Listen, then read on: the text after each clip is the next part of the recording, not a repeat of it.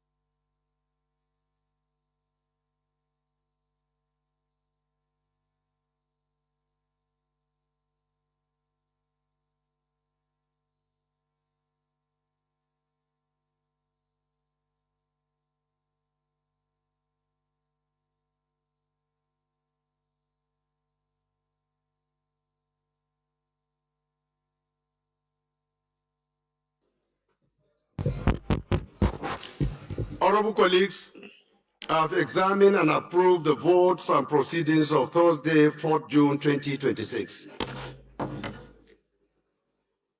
We have a correspondence from the President of the Federal Republic of Nigeria, Senator Bola Ahmed Tinubu. The correspondence is in respect of confirmation of appointment of member of the Governing Council of Niger Delta Development Commission. The body of the letter reads as follows.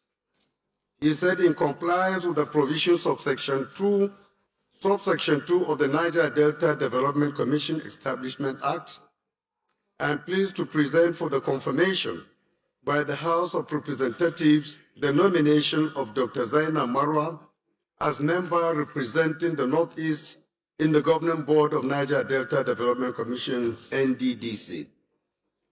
The House of Representatives is invited to know that the appointment of Dr. Zaina Marwa is to fill a vacuum created by resignation of the immediate past member of the board, Honorable Namdas Abdurazak from the Northeast Zone, who resigned on 30th March 2026 to contest for the position of Governor of Adamawa State.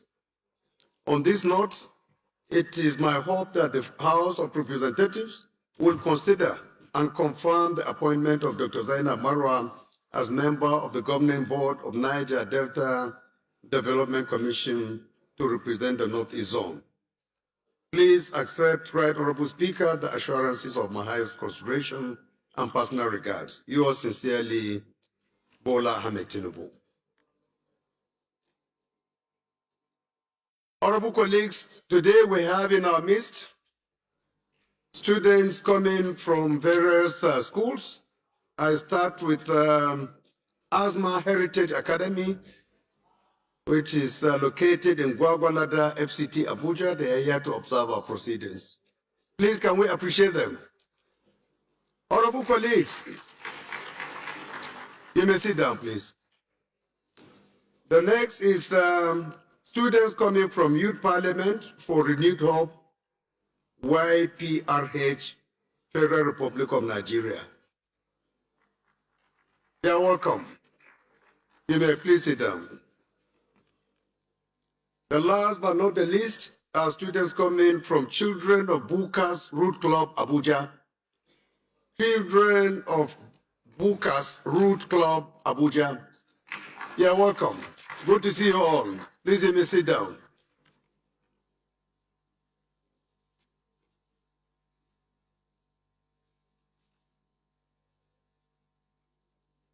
Honorable colleagues, we have correspondences from various members in respect of the demise of their loved ones, and some of them former lawmakers of this hallowed chamber.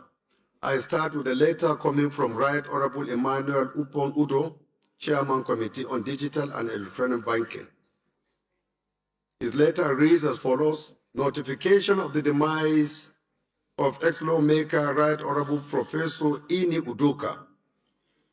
He said, I write with a heavy heart to inform you, Honorable Speaker, of the untimely demise of former lawmaker and academic, Professor Ini Udoka, who represented Ikono/Ini Federal Constituency in the House of Representatives. His sudden demise happened on Sunday, May 17, 2026, after a brief illness reportedly caused by cold-related complications. The ex-lawmaker served in the 6th and the 7th Assembly under the Action Congress and People's Democratic Party, respectively. During his time in the National Assembly, Professor Udoka was known for his contributions to legislative activities and his passion for policies aimed at improving the living conditions of the people. We pray his soul rests in perfect peace. Amen. Thank you, Honorable Speaker. Sincerely signed, Rep. Emmanuel Upon Udro, PhD. The second letter under the same subject matter is coming from Honorable Abubakar Hassan Fulata, member representing Birniwa, Kirikisama, Stroguri Federal Constituency of Jigawa State, and Chairman House Committee on University Education. His letter reads as follows. He said, notification of the date of my daughter, Salma Abubakar Hassan Fulata. He said, Inna lillahi wa inna ilaihi raji'un, with a heavy heart, but with complete submission to the decree of Almighty Allah sallallahu alaihi wasallam, I wish to notify you and the house of the passage of my beloved daughter, Salma Abubakar Hassan Fulata. The third event occurred at 11:45 on Saturday, 6 June 2026. Salma was 34 years old. She is survived by her husband, Salim, and her only daughter, Rihanna. The Janaiza prayer took place on Saturday, 6 June by 1:30 p.m. at Uthman bin Affan Jum'at Mosque, opposite Barnex Plaza along Aminu Kano Crescent, Usetru, Abuja. I pray that Allah forgive our shortcomings, expands our grave with light, and admits her into Al-Jannah Firdaus without reckoning. May He also grant members of my family, her husband Salim, and daughter Rehana Sabir Jamil during this period of grief. I kindly request that a minute of silence prayers be observed in our honor. Please accept, Mr. Speaker, the assurances of my highest regards and consideration. Sincerely signed, Honorable Abubakar Hassan Fulata.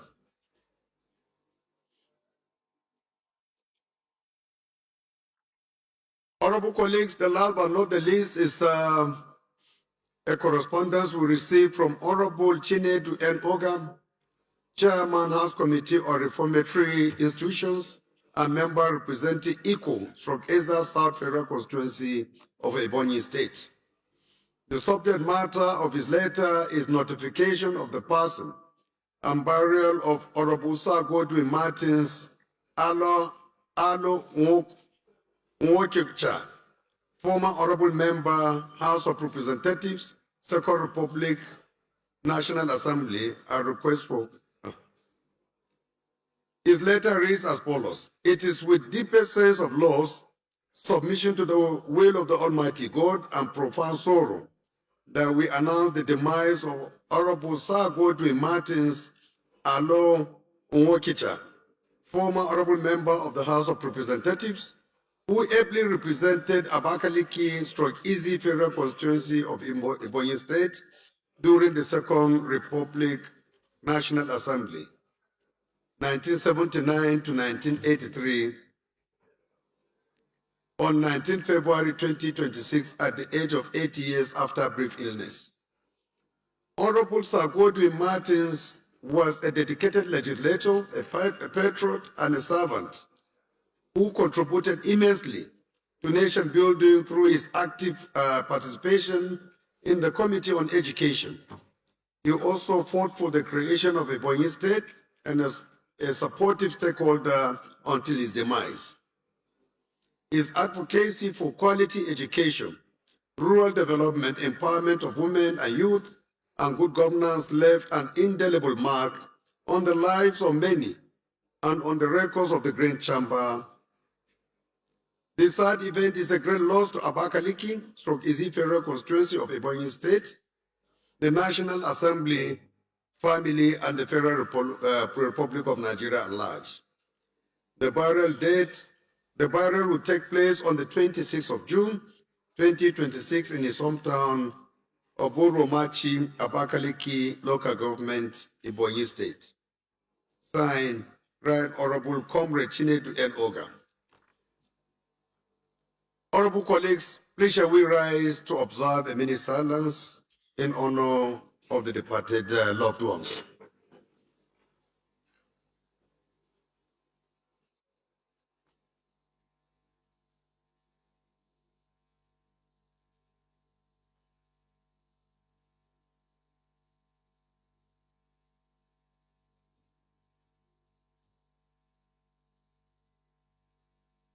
May their soul rest in peace.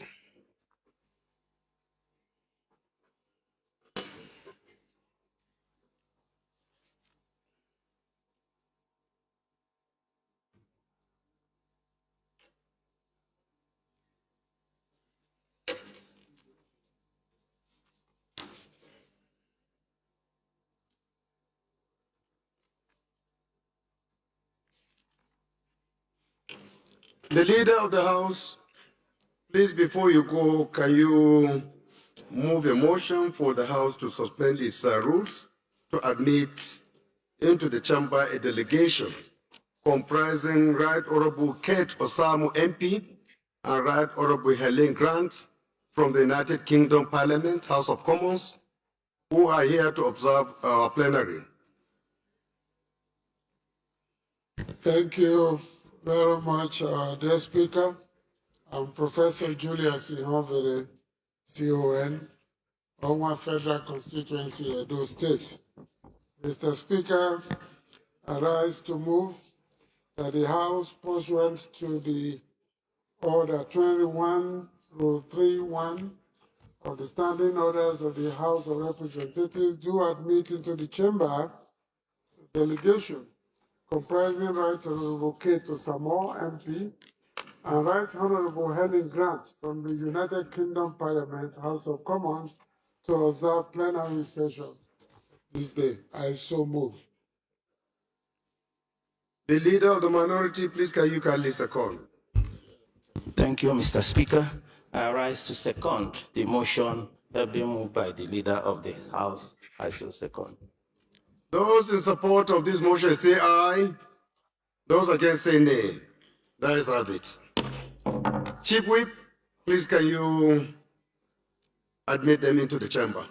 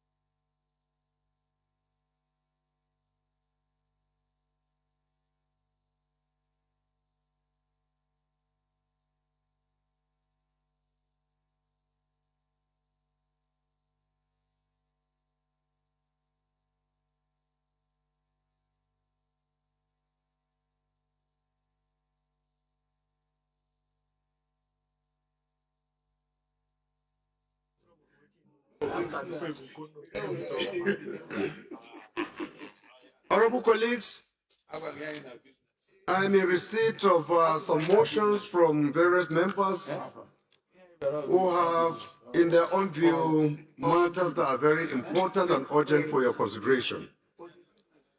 And with your kind permission, I will invite Honorable Ibe Okwara Osonwa, member representing Arochukwu Ohafia Federal Constituency, and Deputy Chairman House Committee on FCT Judiciary, to move his motion. Mr. Speaker, honorable colleagues, my name is Ibe Okwara Osonwa Okabo Ohafia, and I represent the very prosperous people of Arochukwu Ohafia Federal Constituency. Mr. Speaker, I'm from God's own state, God's own governor. I come from Abia. Mr. Speaker, I come under Order 8, Rule 5, to suspend the House's rules to hear this matter of urgent importance on the immediate need for an executive action on the surge in banditry, daily abduction of school students, and the perilous security situation in Nigerian schools and places of worship. I so state. Any seconder to the first leg of the motion? Honorable Ilia.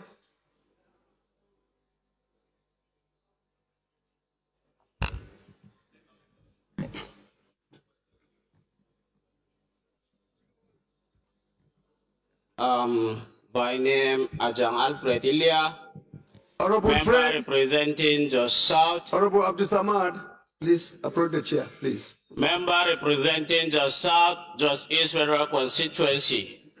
Mr. Speaker, I rise to second a motion heavily moved by my brother. Those in support of this motion say aye. Those against say nay. The ayes have it. Second leg of the motion, any seconder, Honorable Cyril. Thank you, Mr. Speaker. Honorable colleagues, my name is Hart Cyril Godwin. I represent the fabulous people of Boni Degema Federal Constituency, Mr. Speaker. I'm from River State. Rise with a heavy heart to second the motion, as moved by my brother, Ibe. I so second.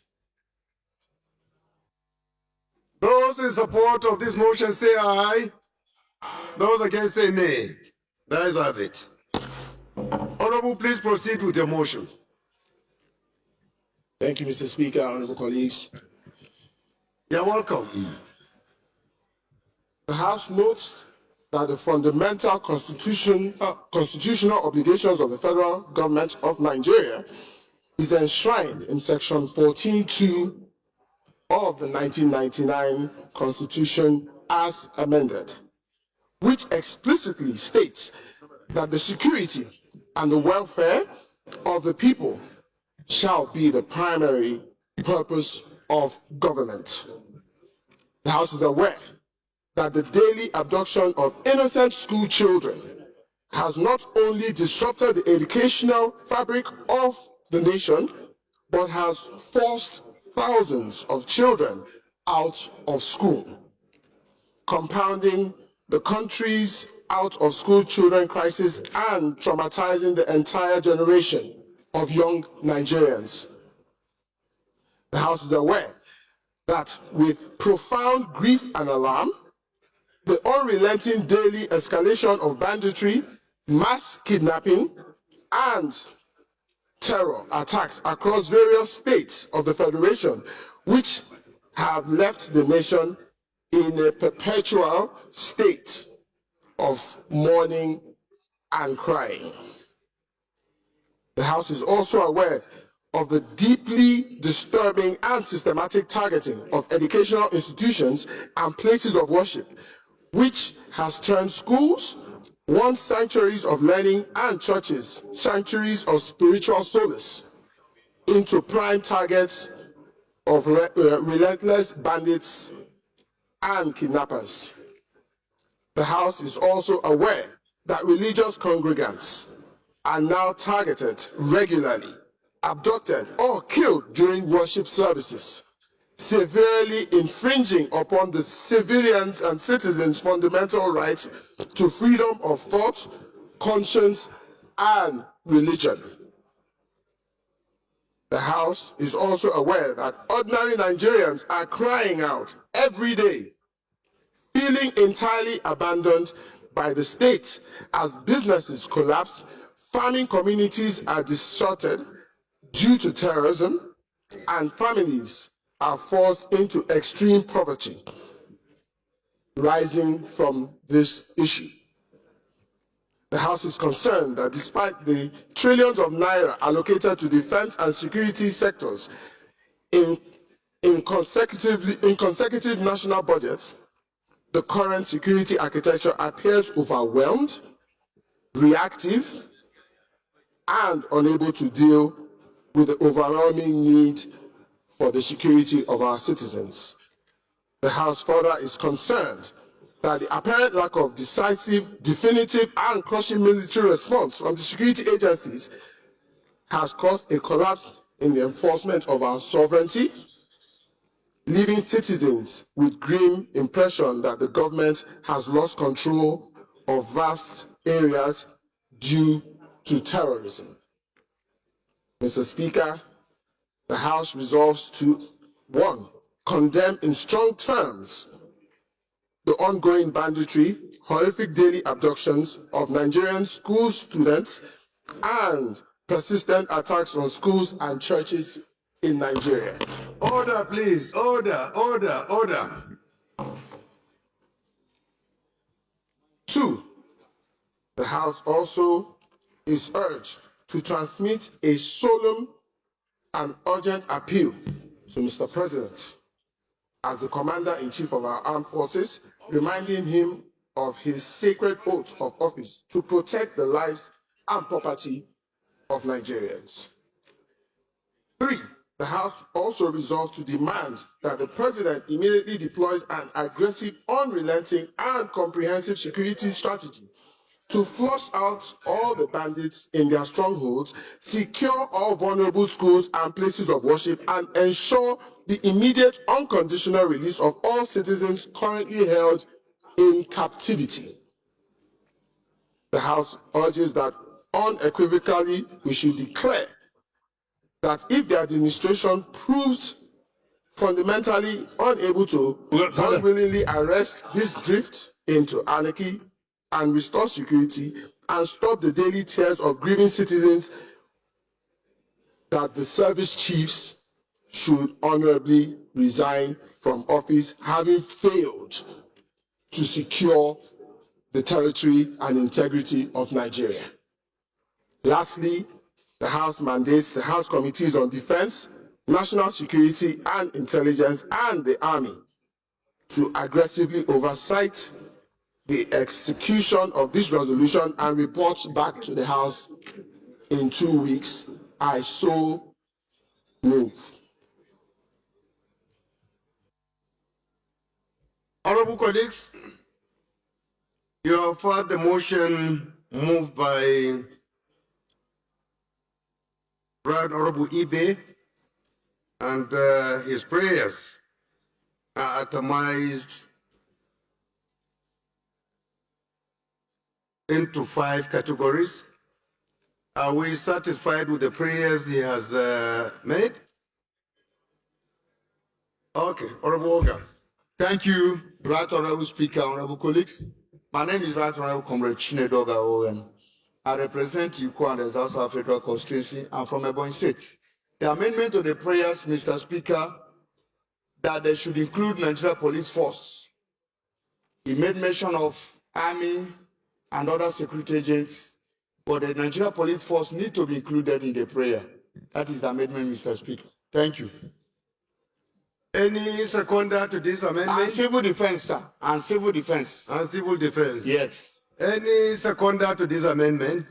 Honorable Bello Erufai. Order, Bob. Thank you, Mr. Speaker.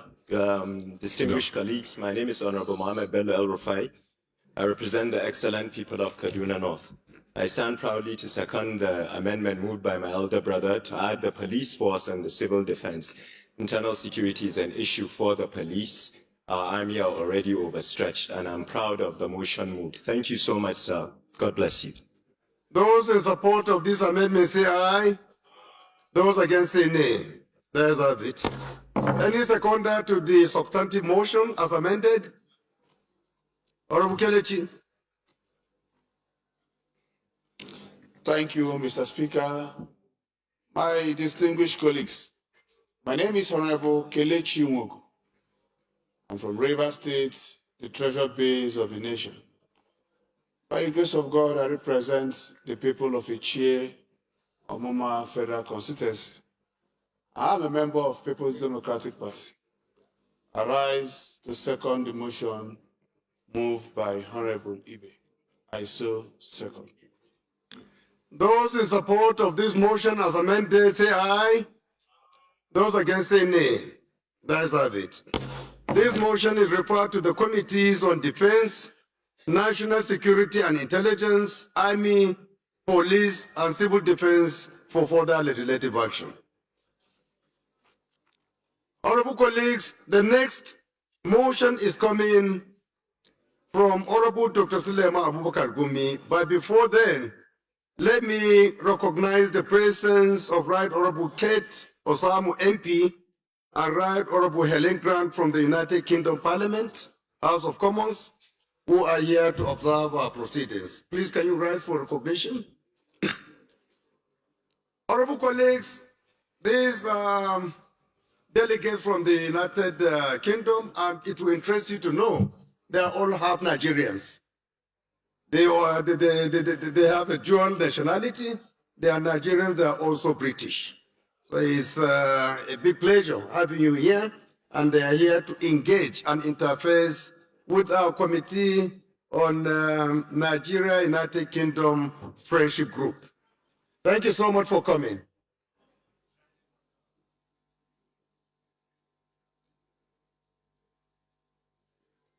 Thank you so much for coming.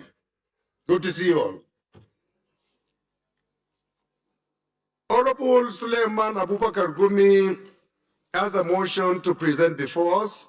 So let me cede the floor to him to move his motion, after which we will put to question whether the motion is urgent and important enough for you to consider at the moment. Honorable Dr. Suleiman, over to you. Thank you, Mr. Speaker, honorable colleagues. I am Suleiman Abubakar Gumi, member representing Gumi Bukuyum Federal Constituency from Zamfara State.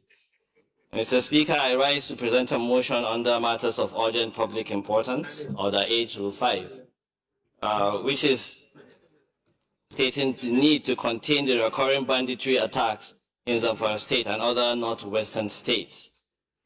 I urge the House to suspend all relevant rules so that I can take this motion. Any seconder to the first leg? Chairman, Public Procurement.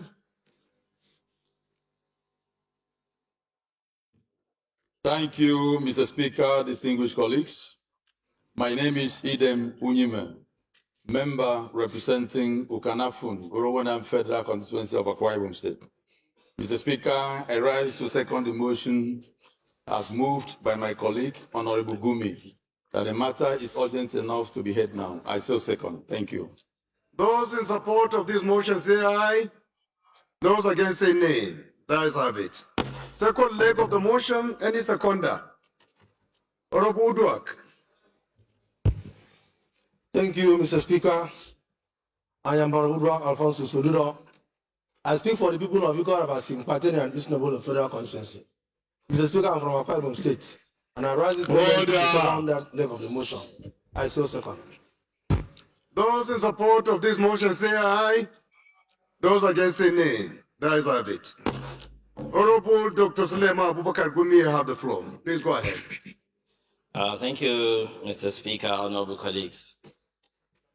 The House notes that the insecurity in Zamfara State and the entire Northwest has escalated into a complex humanitarian crisis, driven by armed banditry, kidnappings, and the infiltration of transnational jihadist groups. Aware that between the 1st and 6th of June 2026, rampaging bandits riding on about 250 motorcycles with 3 riders each invaded Gumi Bukuyum Federal Constituency in Zamfara State and some parts of Sokoto villages bordering the Zamfara State area, killing over 93 people. Also aware that on the night of June 2nd, 2026, into the early hours of June 3rd, 2026, 7 students of the Federal Polytechnics Kaura Namoda, Zamfara State, were abducted by bandits and their off-campus students. Earlier, 2 senior lecturers of the same polytechnic were also kidnapped and have been in captivity for more than 2 months, despite ransom paid for their release. Further aware that the violent attack by bandits on Zomi local government area of Zamfara State, where 4 people were killed and several travelers abducted. In Talata Mafara local government area, a councillor and a director were abducted while traveling from Jangebe to the local government headquarters over Hajj activities for intending pilgrims from Jangebe. The bandits killed both of them after refusing to collect any ransom. Alarmed at the escalation of bandit attack in other northwestern states of Sokoto, Katsina, Kaduna, Kano, Kebbi, and Jigawa states, informed that on the 31st May 2026, 17 villagers were killed when bandits in their hundreds riding on motorcycles invaded Angulbi community in Tureta local government area of Sokoto State.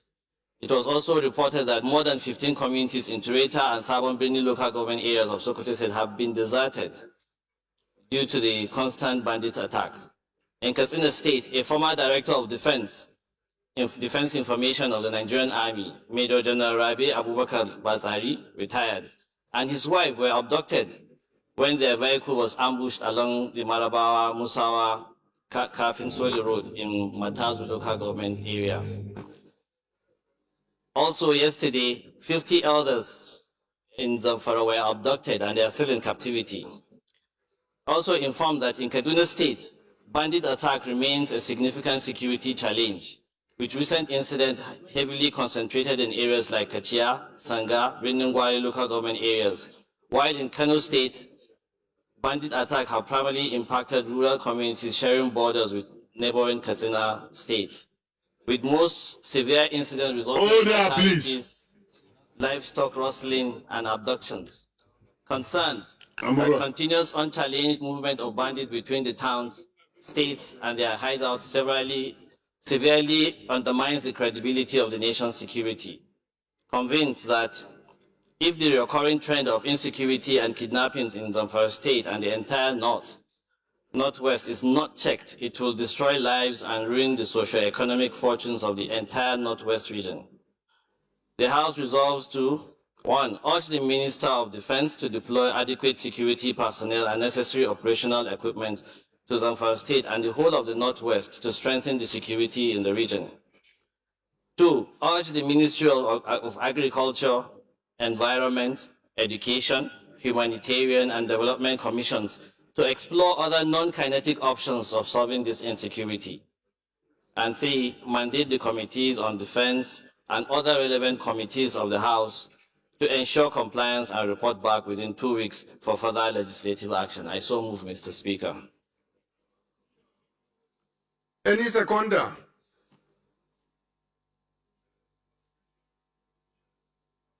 Honorable Kingsley,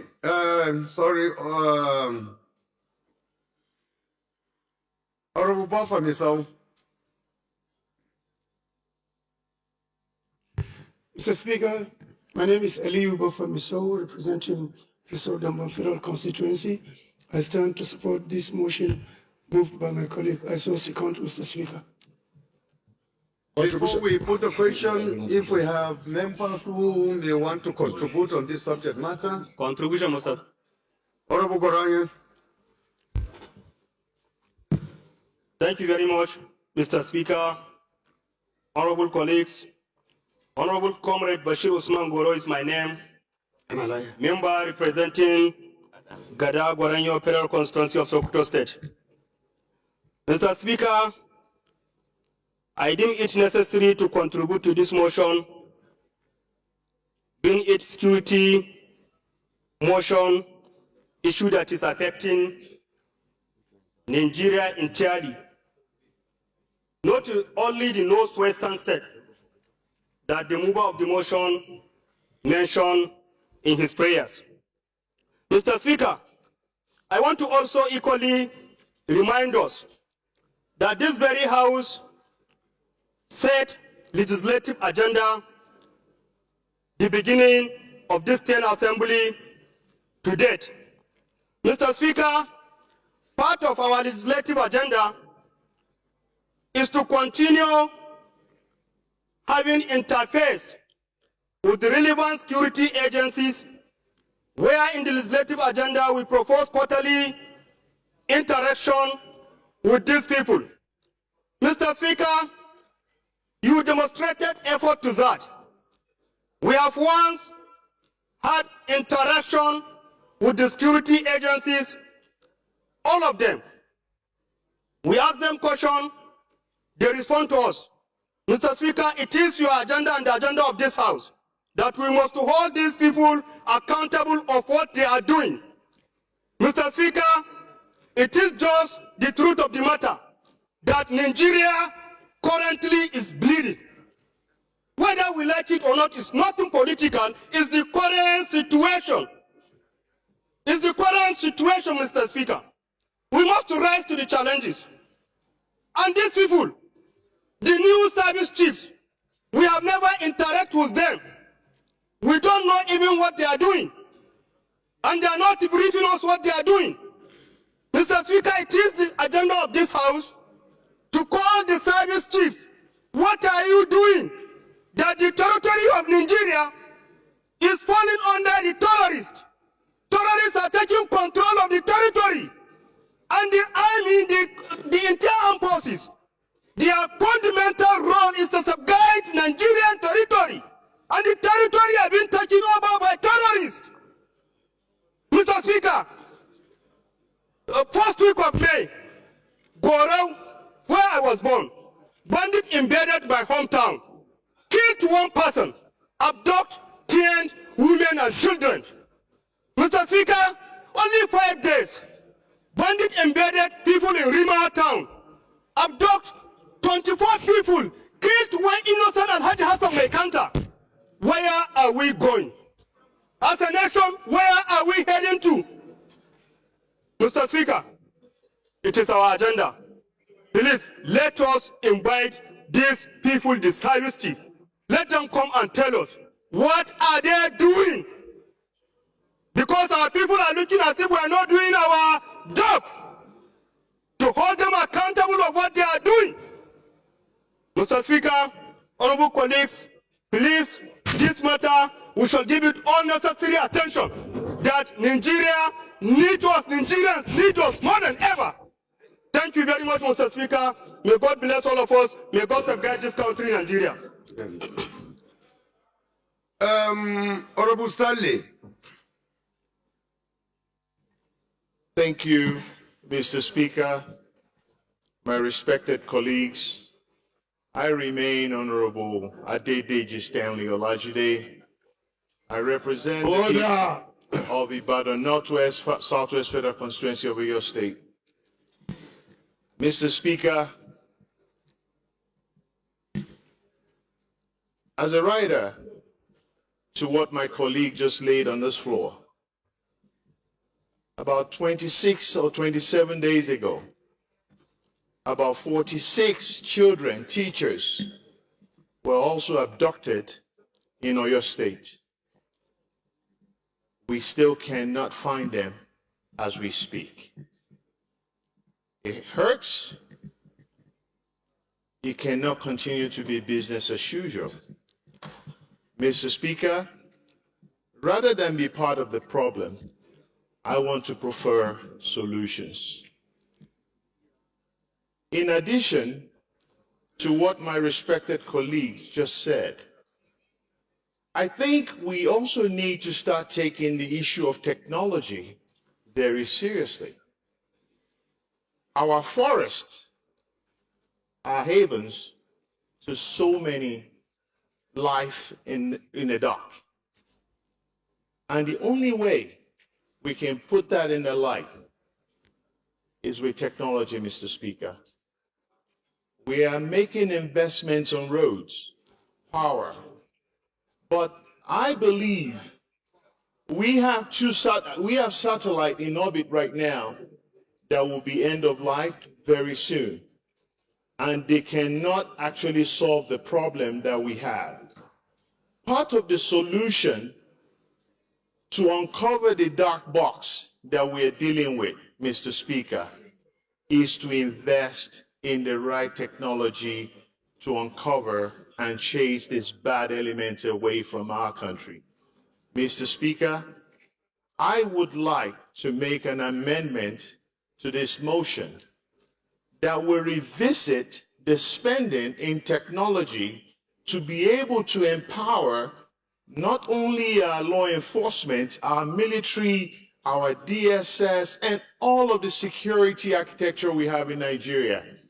We need to put the right technology into play so that at the end of the day, Mr. Speaker, we can have a country that basically does not live in a black box.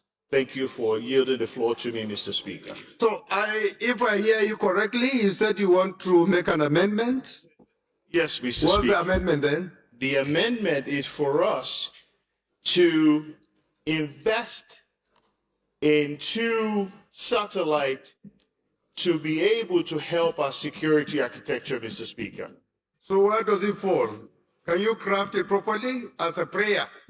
The prayer, Mr. Speaker, I, Honorable Adedeji Stanley Olajide, would like to amend this motion to include increasing the spending of technology in procuring satellites, the appropriate satellite technology to help our security architecture, Mr. Speaker. Any seconder to this prayer amendment, sorry?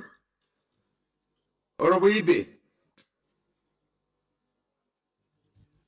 Mr. Speaker, honorable colleagues, I remain Ibe, Okwara, Osonwa, Okabo, Hafia, and I represent the very prosperous people of Aruchuko Hafia Federal Constituency. I'm from God's own state with God's own governor. I come from Abia. Mr. Speaker, I rise to second this amendment ably moved by my colleague. I so second. Those in support of this amendment say aye. Those against say nay. That is it. Honorable Maki. Thank you, Right Honorable Speaker, my honorable colleagues. I'm Abubakar Maki Eleman. I'm from Jigawa State. I represent Madam Dole Kaugama Federal Constituency.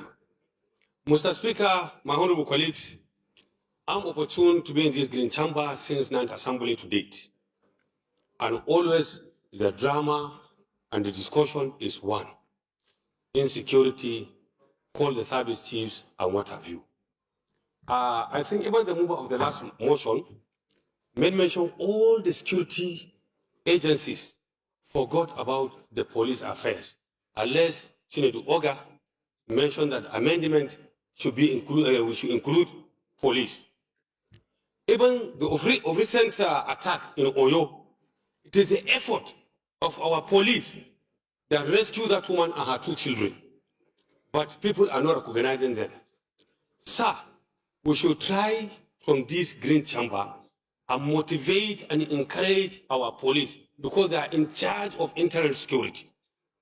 Mr. Speaker, and time is now. Why I say the time is now, we need to fast track the issue of state police. Mr. Speaker, somebody from Jigawa cannot go and adopt somebody in Oyo. So we politicians, particularly with the lawmakers, we should stand up and fast track the issue of police, state police. Is very, very important because this issue is internal issue, not army, not navy, not any other person. We should try and motivate and encourage our internal police and also move and fast track the issue of that state police. Is very, very important. And so, Mr. Speaker, thank you. Thank you, Honorable Shoba.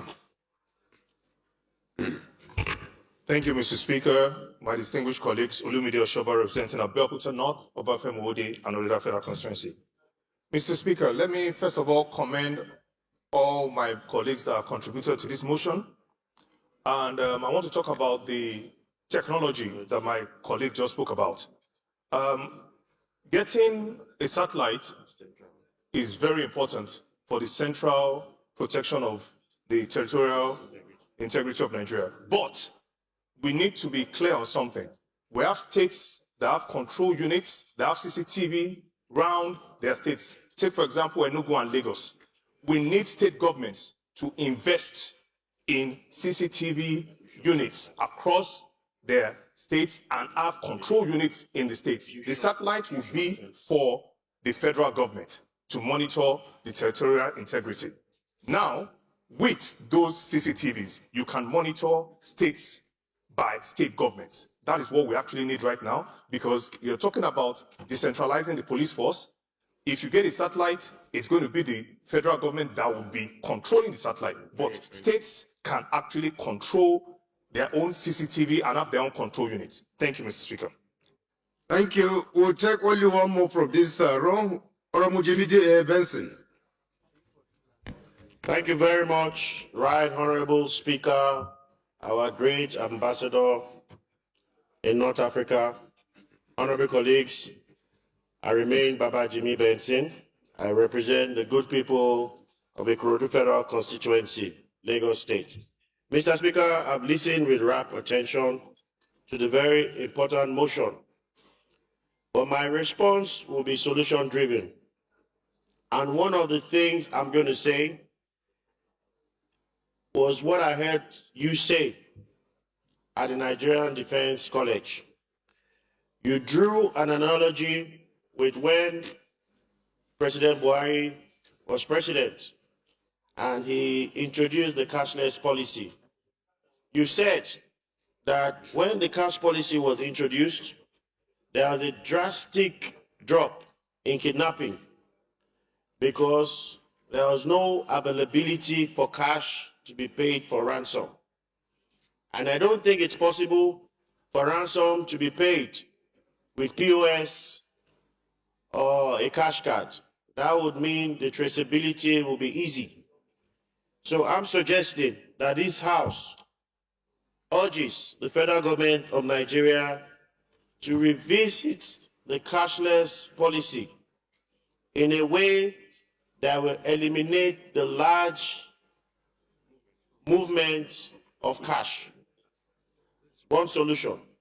The second solution, Mr. Speaker, is what is going on at the moment, which is being championed by our ebullient Deputy Speaker and the Senate, which is the State Police Bill. It should be on the front burner, and I urge lawmakers to also jettison partisan politics, and let's take a bipartisan position by coming to a house on a dedicated day for us to ensure that the State Police Bill is passed with the speed of light. Thirdly, Mr. Speaker, show me any local government that has banditry, kidnapping, and what have you. And I will tell you that the state governor has not funded that local government as and how it should be funded. I always use the analogy of Lagos. Every inch of Lagos, every amount due to local governments are paid. So the local government chairman has a sense of responsibility. He employs the services of civilian JTF, and those areas are protected. If other states emulate this, insecurity will be a thing of the past. I so move, Mr. Speaker. Thank you. Kabezi. Thank you, Mr. Speaker. My name remains Honorable Ademorin Aliukuye.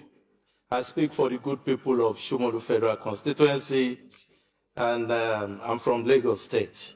Mr. Speaker, I want to commend the mover of this motion at this auspicious time. I saw the passion and the intensity at which he delivered that motion. And I want the whole country to know that that is the way each and every member of this parliament feels about what is presently going on in the country. Number two, I want to commend the security agencies, particularly the Nigerian Army, in their efforts at combating terrorism, banditry, and kidnapping. Ordinarily, part of what they're doing is not their responsibility, but that of the police.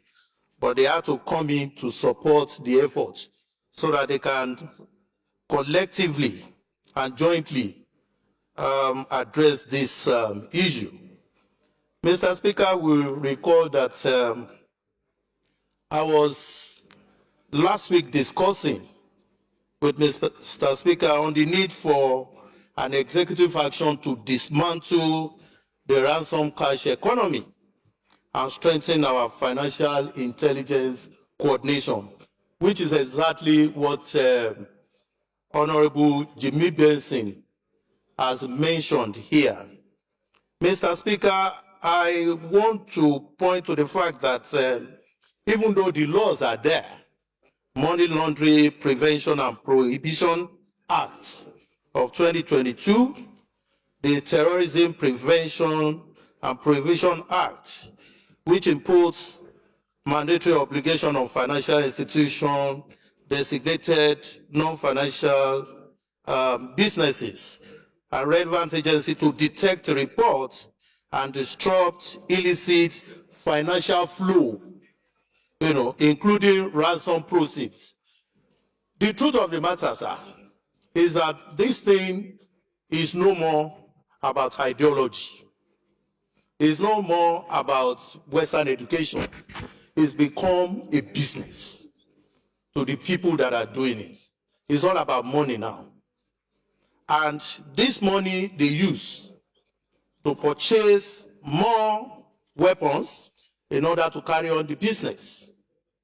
The various systems are broken down. Therefore, it is important for us to look particularly at this ransom economy. And I've put some things down here, which is going to be my amendment to the prayers made by my colleague from Sokoto. And that is that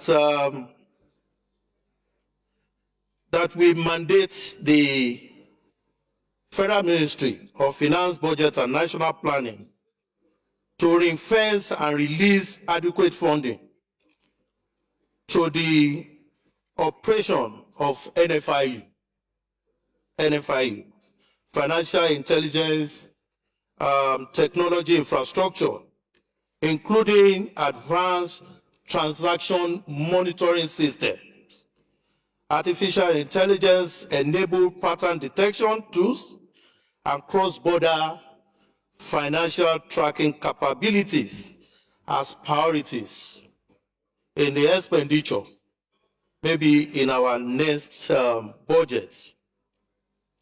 It's equally important, sir, for us to gazette and enforce the prohibition of ransom payment regulations under the Terrorism Act,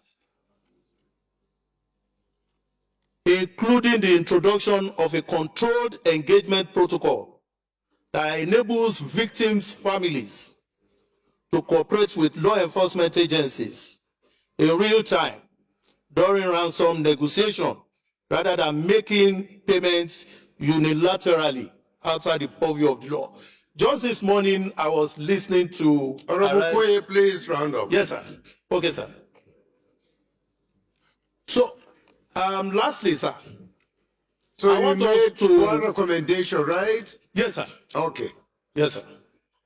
I want to equally pray the House to include a mandate on security and exchange commission and the CBN to tighten regulatory oversight of bureau de change operators, including mandatory biometric registration of all bureau de change, the principal and their beneficial owners, real-time transaction reporting to the NFIU, and immediate revocation of licenses of bureau de change found to be conduits for ransom payment. If this is done, if we can just curb the flow of that ransom payment, we are almost there, sir.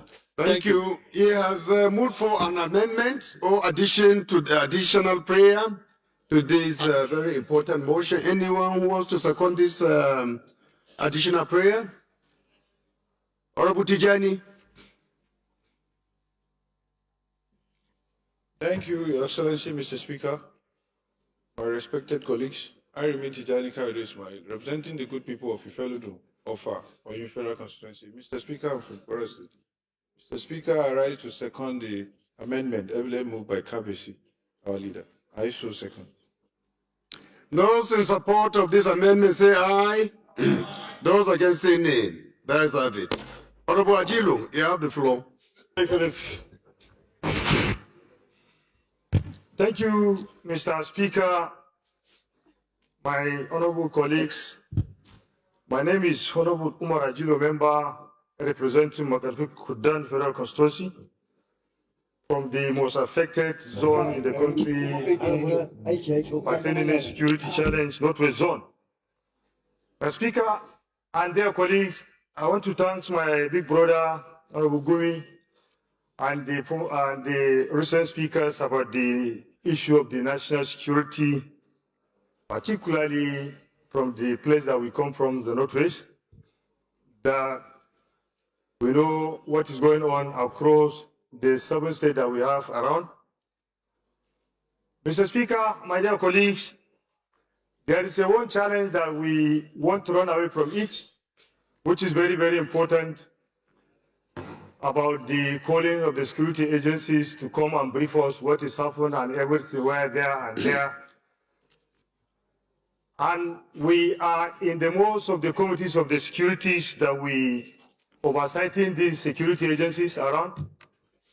But these people are always complaining they have received nothing as the capital budget to protect our life. There is no funding for these security agencies. I don't think there is any need for us to sit down and calling them to come and defend what they have spent. What we heard from them, particularly in the committees that were overseeing, is they have received notice for the last 1 year as the capital budget. How do you want them to work? Let us tell ourselves the truth. If they are lying, we can recall them again. Let us ask them, let them come and defend what they are receiving. My major challenge is here, Mr. Speaker, my dear colleagues, this insecurity is touching every one of us that are here, is touching our people every day. If care is not taken, in the recent coming time, we are not going back to our villages. It has happened already. One of our colleagues is here. They are facing this challenge from their way to Benue last week. They are escaping their lives. So I call the Honorable House to call the federal government for a serious intervention about the funding of the national security agencies. I so submit, Mr. Speaker, and my dear colleagues. Thank you, Honorable W. Samad. You have the floor. Thank you, Mr. Speaker, honorable colleagues. I remain Abdul Samad Dasuki, representing Kebetambual from Sokoto State.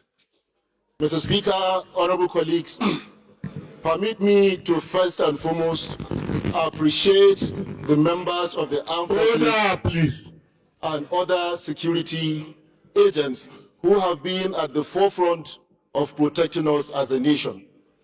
Mr. Speaker, also honorable colleagues, permit me to appreciate the Serikin Kebin Argungu, who made mention last week that Nigerians, it's high time we are armed to defend ourselves individually, which I believe is a discussion for another day. Mr. Speaker, honorable colleagues, let me remind us, now we are in the 7th month of the state of emergency that was declared by Mr. President. Honorable colleagues, in that pronouncement by Mr. President that we are in a state of emergency, he made some very important pronouncements there that thousands should be recruited and be part of the police and the armed forces.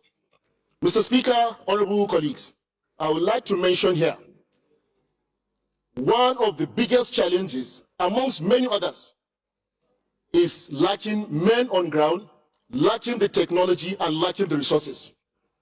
We have said mandate committee, mandate committee. Honorable colleagues, Speaker, it's high time we mandate ourselves because of those that are in the bushes, those that are nowhere to be seen, the children, the elderly, everybody.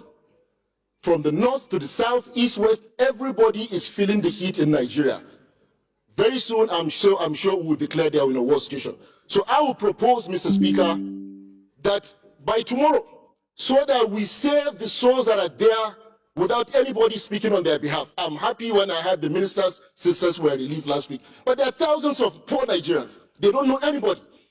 We are here to defend all of them. Mr. Speaker, I am proposing that tomorrow, the next sitting day, we have the Minister of Finance in a closed session here. We have the Minister of Defense here. We have the National Security Advisor there. We have the Inspector General of Police here. In a closed door session, let the Minister of Finance tell us the whole of this year. How much has he released to the members of the armed forces? How much has he released to the police? If they have enough resources and we are not getting results. Mr. Speaker, in the course of the state of emergency, it's getting worse. So imagine we are not in a state of emergency, what could have happened? So if we are saying mandate, and it's not yielding results, it's like we have Panadol, we have headache, we are taking Panadol every day, and that headache is still there, and want to continue Panadol. So I'm of the opinion, because of the thousands that are out there, Mr. Speaker, my amendment comes as such, that the House do summons the Minister of Defense, the National Security Advisor, the Minister of Finance, the service chiefs, the IGP, the DGNSS and NIA in a closed door session to know the releases to them in the last 6 months by the Ministry of Finance and to know why they have not been able to achieve as much as expected from Nigerians. They have achieved a little, we can't deny that, but they have a little is achieved, but more is, it's getting worse. Let's say so. On that note, in the interim, my other prayer is that we call on the president, like he did for your state, that he mandated that they should have 1,000 forest guards. I'm putting a prayer that all the states in Nigeria, the president should mandate with immediate effect that all of them should have a minimum of 1,000 forest guards, because this problem is not only in Oyo, it's virtually in all the states in Nigeria. Are you making 2 amendments or what? 2 amendments, Mr. Speaker. 2 amendments. 2 amendments, Mr. Speaker. The first one is that we summon the Minister of Defense, the Minister of Finance, the NSA, the service chiefs. So let's get a seconder to this first, but what I want to caution us is the issue of given time. Those people may not be available. You are saying tomorrow, but let us summon them at a convenient time. Mr. Speaker, if I may add, because we here want to save lives. We know. So, Mr. Speaker, if you mandate, even in their absence, their representatives can come in a close. Because most of the time we don't accept people coming to represent. You know it. So it is good that we just draft it in such a way. I'll remove tomorrow, sir. I'll remove tomorrow from the so that at least we give them enough time to prepare and come and speak to us. I'll remove tomorrow, sir. Okay, so let's take the first amendment. Who is seconding this particular amendment of summoning the security agencies plus Ministry of Finance to come and account? Honorable Salami. Thank you very much, Mr. Speaker. My name is Bamidele Salam, representing Ede North, Ede South, Egbedore, Ejigbo Federal Constituency of Osun State. Mr. Speaker, I stand to second the first leg of that motion, and I so second, Mr. Speaker. Thank you very much. Those in support of this amendment say aye. Those against say nay. The ayes have it. The second amendment you are proposing is, can you say it again? As pronounced by the National Security Advisor, that the president is mandated that immediately they recruit 1,000 forest guards in Ibadan, in Oyo State. That please, we are calling the president to also mandate that 1,000 minimum forest guards should immediately be. Honorable, let me caution you. You shouldn't be in a hurry to mention a number because you don't know what numbers are required in each state. You understand? So don't go into mentioning numbers. The numbers have to be determined based on the peculiarity of each state. Mr. Speaker, honorable colleagues, as advised by Mr. Speaker, we call on the president, as mandated in Oyo State, to also mandate that forest guards are immediately recruited across Nigeria based on the security challenges in that state. I so move, Mr. Speaker. Thank you. Any seconder to this amendment? Honorable Jega. Thank you, Mr. Speaker. My honorable colleagues, Honorable Mansour Musa, my name, I'm representing the good people of Adam, Gondu and Jega. Mr. Speaker, I'm from Kebbi State. I rise this afternoon to second the second leg of this motion. I so second. Thank you, Mr. Speaker. Those in support of this amendment say aye. Those against say nay. The ayes have it. I think we have already identified a seconder to the main motion. Did we? We did already. So let's put the question. Those in support of this motion as amended say aye. Those against say nay. The ayes have it. This motion is referred to the committees on defense, army, police, committee on finance, committee on national intelligence, security and national intelligence for further legislative action. Honorable colleagues, the second business of the day is presentation of 2 reports of the Committee on Public Accounts standing in the name of Honorable Bamidele Salam. Honorable Samalam is invited to present the reports. Thank you so much, Your Excellency, the Mr. Speaker. Speaker, point of order. Point of order. Yes, Honorable Mansour. Thank you, Right Honorable Speaker, honorable colleagues. Mansour Manu Soro is my name. That is the Ganjua Federal Constituency. Mr. Speaker, I came under Order 8, Rule 5 of the House Standing Orders to present a motion of urgent public importance on the immediate need to address farmers' hardest crisis. Honorable Mansour Manu, you know we have our rules that says we can take only a maximum of 3. And we have already taken 3 motions under this particular provision you are quoting. Okay, Your Excellency. So please, if you want to come with this motion, try to do it tomorrow. We've already taken 3. I'm so sorry that you are the first to actually bring up this matter yesterday. I assure you tomorrow, your motion will be the first to be heard. I will wait until tomorrow. Thank you. Thank you very much. Point of order, Mr. Speaker. So, Point of order, Mr. Speaker. Yes. Point of order. Yes. Thank you, Mr. Speaker and distinguished colleagues. I come under Order 6, Rule 1 and 2, Mr. Speaker. My name is Barrister Jesse Okejo Onakalus. Mr. Speaker and distinguished colleagues, I represent the Nigerians, especially the habit of Lagos, Ocholi Solo. Mr. Speaker, the order I come under the 12th edition, page 40, is from my privilege that I felt have been breached. So in the light of that, Mr. Speaker, I want to bring to your attention of the House, how my privilege have been breached, Mr. Speaker. Mr. Speaker. Honorable, okay, please can you sit down? I've just remembered that we took only 2 motions, maybe because the last one was a very long one. I thought that we took 3, but it's 2. So, Honorable Mansour Manu is in order to take your own motion, please. Thank you, Right Honorable Salami, please set down your own until after. Honorable, okay, let us finish with these matters of urgent public importance. We'll listen to your own point of order. Speaker, Mansour Manu Soro is my name. That is the Ganjua Federal Constituency. Mr. Speaker, I rise portions to Order 8 Rule 5 of the House Standing Orders to present a matter of urgent public importance on the immediate need to address farmers' hardest crisis in the Yanzai town of Darozo local government area of Bauchi State. Honorable Kabir Mepalas, Honorable Maki. I wish to apply to the Honorable House to allow me present this very important motion. I so apply, Mr. Speaker. Chiroma, Birningwari, please kindly find your seats. Order, please. Honorable Boya, don't come near Appropriation Committee Chairman. You are bad today.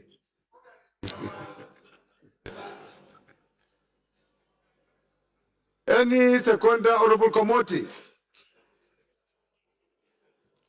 Thank you, Mr. Speaker, honorable members. My name is Kwamoti Bitrus Lowry, representing Jamsanu Alamode Federal Constituency. I rise to second the first leg of the motion that this matter is important.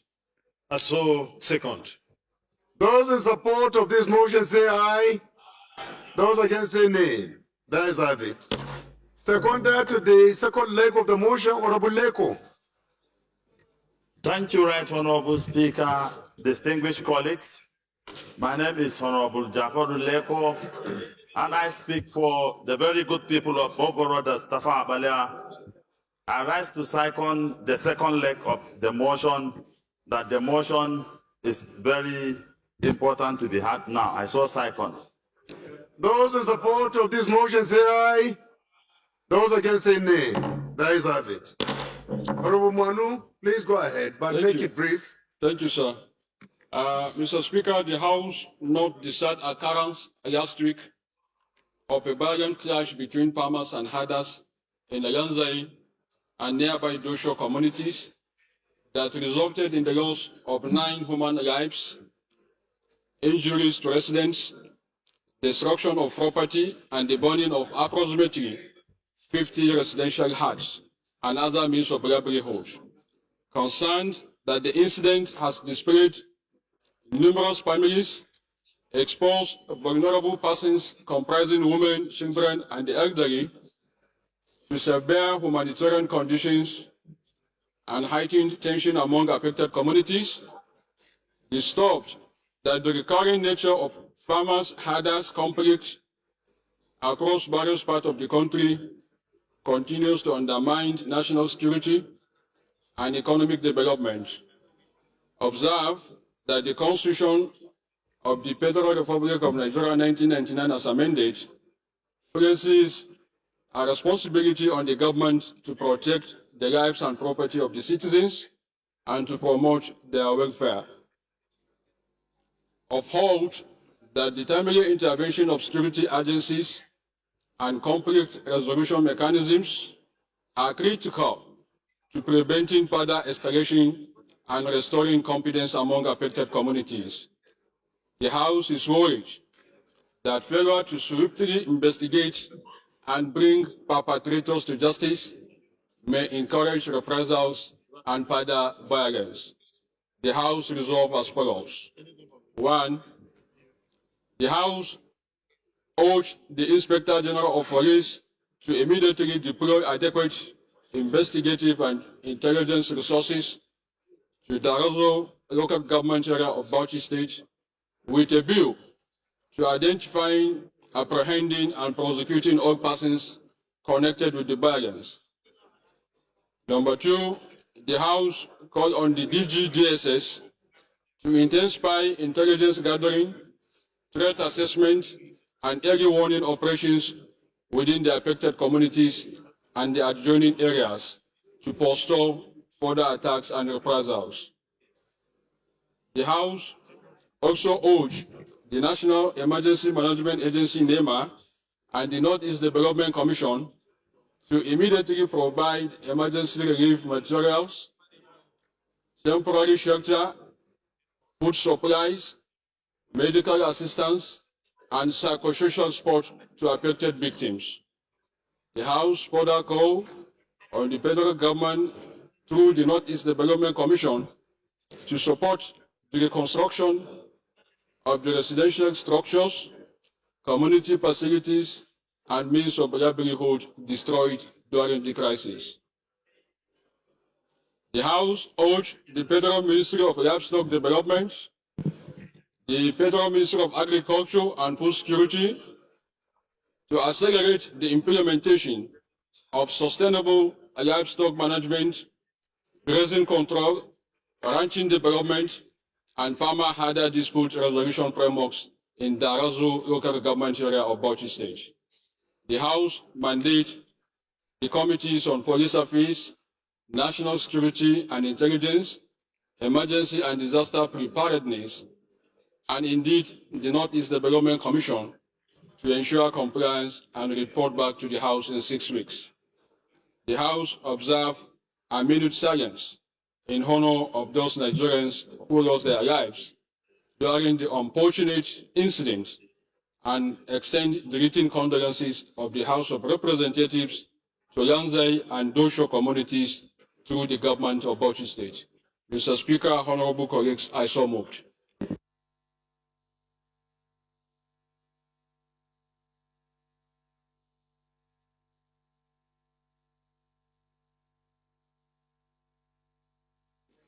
Honorable Bob, give the presiding officer space.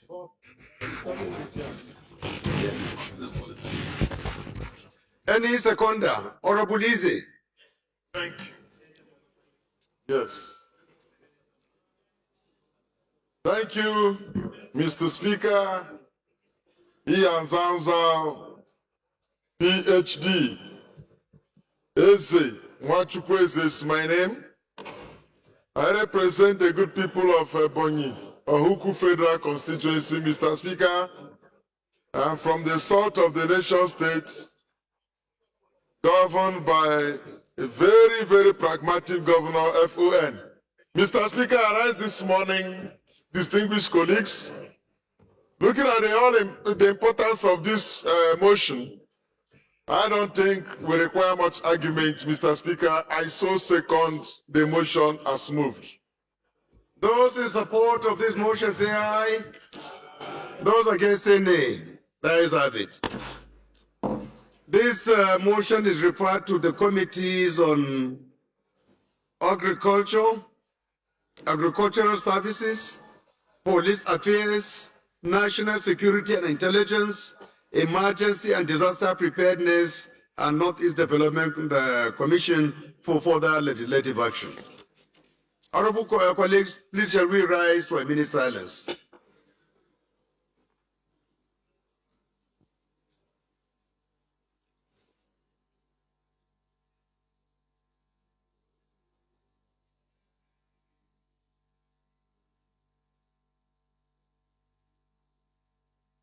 May their soul rest in peace.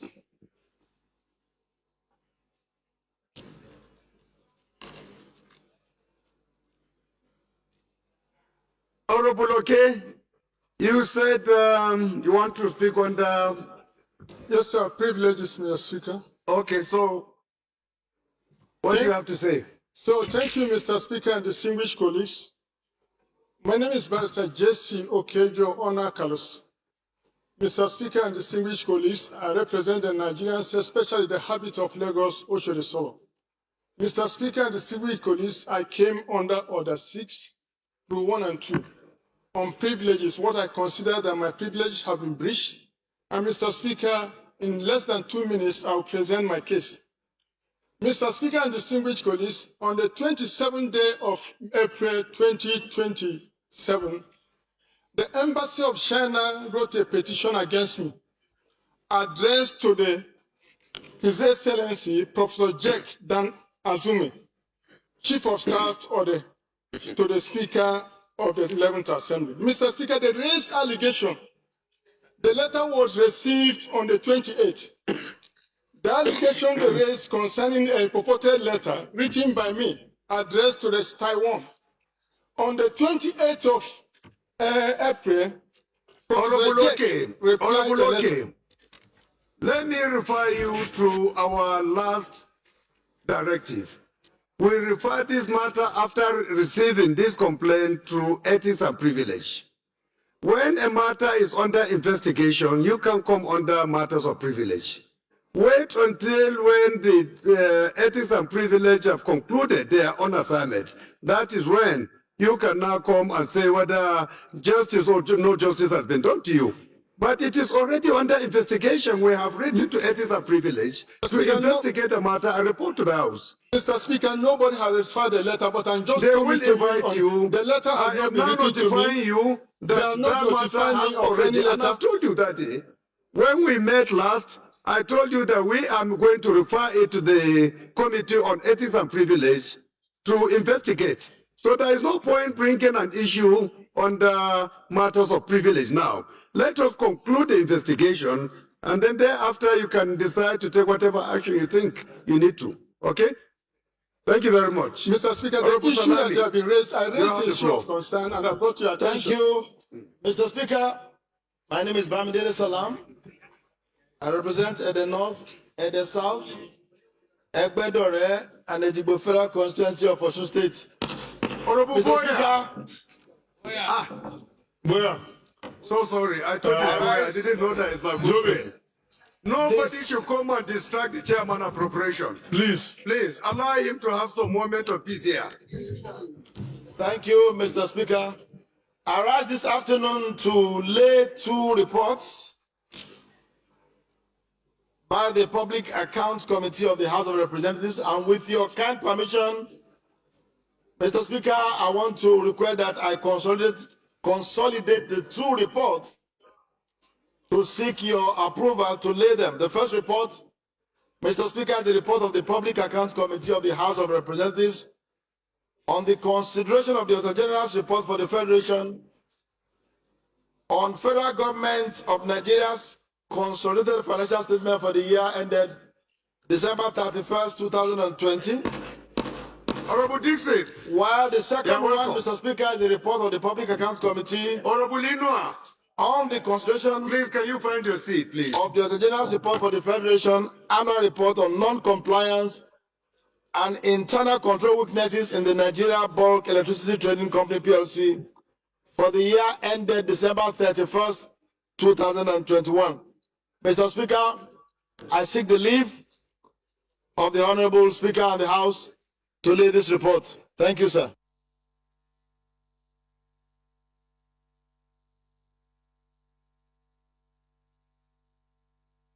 Is the Deputy Chairman around, please? Public Accounts?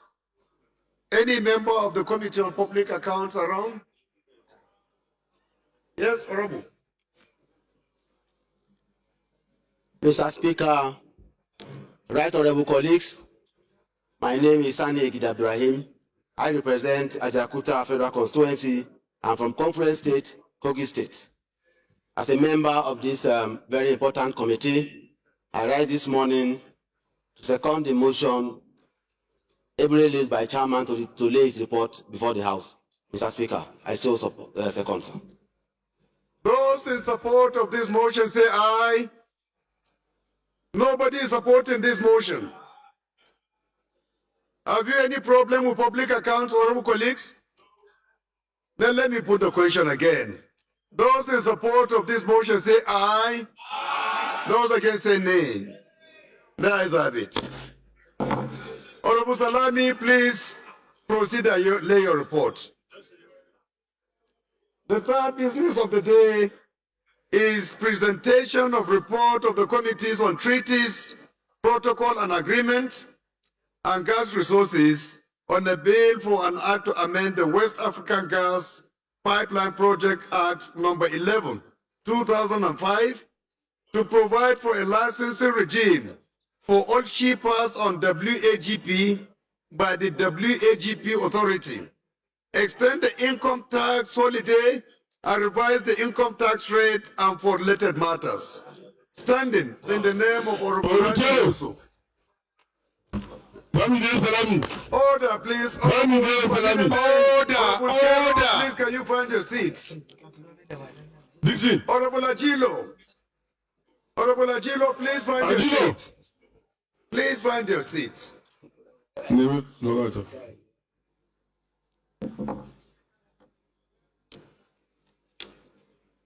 Members will recall that the bill was referred to the committees on Wednesday, 28 April 2026. The report is now ready for presentation, and Honorable Yusuf is invited to present the report. Honorable Yusuf, is he on the floor? Yes, Please go ahead. Speaker. Honorable Speaker, Your Excellency, sir, I am Honorable Barrister Rabi Yusuf, Chairman House Committee on Treaties, Protocols and Agreements. With the leave of Honorable Speaker in this House, we intend to lay a report. The report of the House Committee, that the House do receive the report of the Committees on Treaties, Protocols and Agreements, and the gas resources on a bill for an act to amend the West African Gas Pipeline Project, Act number 11 of 2005, to provide for a licensing for all shippers on West African gas pipelines by the West African Gas Pipelines Authority, extend the income tax holiday, and revise the income tax and related matters. Mr. Speaker, sir, with your leave and the leave of this House, we intend to relay this report. Thank you. Is the Deputy Chairman of the committee around, please? Honorable Soli. Any member of the committee around? Any member? If there is none, let me recognize Professor Lillian. Let me recognize Professor Lillian to second this very important.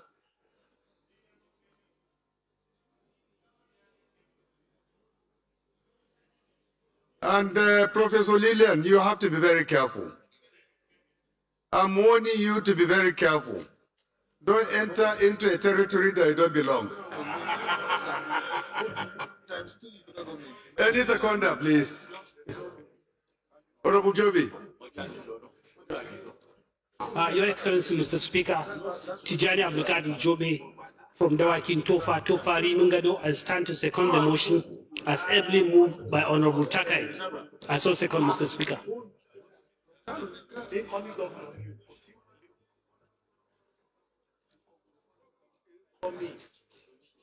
Those in support of this motion say aye. Those against say nay. That is it. Honorable, please proceed and lay your report. Thank you, Mr. Speaker. Honorable colleagues, the first order of the day is the third reading of a bill for an act to amend the Agricultural Research Council of Nigeria Act, Cap A12 Laws of the Federation of Nigeria, 2004, to make provision for establishment of Federal College of Agriculture, Kagarko, Kaduna State, and for related matters, standing in the name of Honorable Julius Ehovere, the House Leader. Honorable members will recall that the House adopted the report of the Committee of the Whole on the bill on Thursday, 29 April 2026. I therefore call on Honorable Himwarin, the House Leader, to move that the bill be read a second time.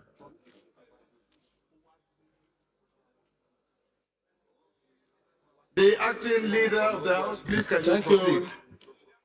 Right Honorable Speaker, distinguished honorable colleagues, I remain Right Honorable Abdullah Ibrahim Ali Halims. I'm from Kogi State, and I represent the very marvelous people of Lankwa of Malaland, Federal Constituency. I rise this afternoon to move that a bill for an act to amend the Agricultural Research Council of Nigeria Act, Cap A12, Laws of the Federation of Nigeria, 2004, to make provision for the establishment of the Federal College of Agriculture, Kagarko, Kaduna State, and for related matters, HB House Bill 1368, be read third time. Thank you, Mr. Speaker. Leader of the minority, please can you kindly second? Thank you, Mr. Speaker. My name remains Honorable George Ibezima Kozodinobi. I represent the good people of Njikoka and Ocha Dunukofia Federal Constituency. I'm from Anambra State. I rise to second the motion by the House Leader that the House Bill HB 1368 be read the second time, the third time. I so second. Those in support of this motion say aye. Those against say nay. That is it. Clerk.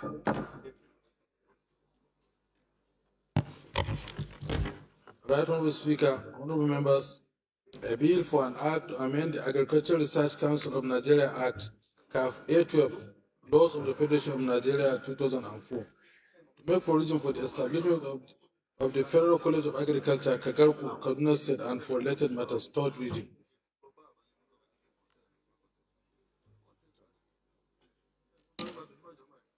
Honorable colleagues, this bill is read the third time and passed. The second order of the day is commencement of debate on the general principles of a bill for an act to repeal and enact the Energy Commission of Nigeria Act Cap E10, Laws of the Federation of Nigeria 2004, to vest powers and the responsibility for coordination and general surveillance over the systematic development of the energy sector in Nigeria and conservation fund and for related matters, standing in the name of Honorable Timehin Adelebe. Honorable members will recall that the bill was read the first time on Wednesday, 10th December 2025. I now invite Honorable Adelebe to move that the bill be read the second time. Is Timehin around? I have not seen his face. Is the sponsor of this bill around, please?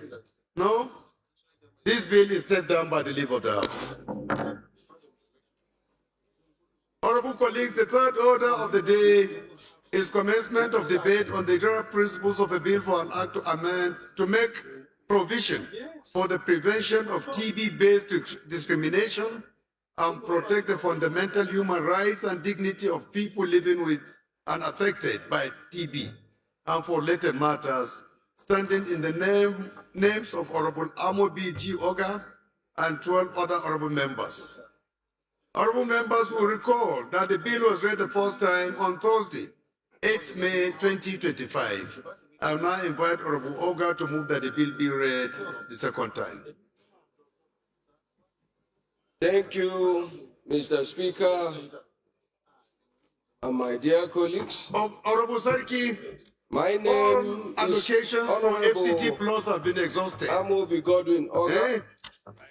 I represent Nigerians through the good people of Isukwato and Umunochi Federal Constituency. Mr. Speaker, I'm from Abia State and a proud son of Utru Ancient Kingdom, Mr. Speaker.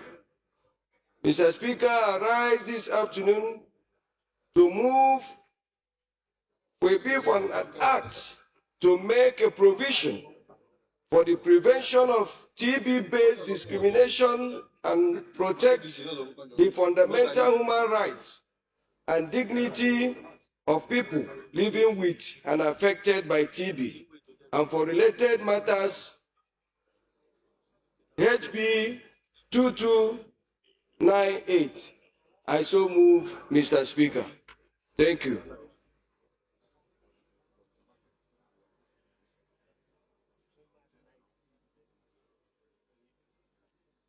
Any seconder to this motion? I can't see the face properly. Is it Okonta? The man with the dark glasses. Ah, Pastor. Yes, sir. Please go ahead. Thank you very much, the people speaker. Respected honorable colleagues. My name is Honorable Pastor Ojem Aojotu, PhD. I stand to second the motion ably moved by my very good friend and colleagues, Honorable Amobi. I so second. Thank you very much.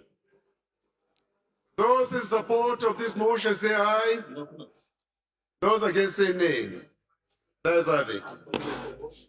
Honorable colleague, this is a straightforward bill, and I'm sure if there are issues with it at the point of public hearing, we will be able to deliberate further and take necessary actions. So with your kind permissions, I'll go ahead and put the question.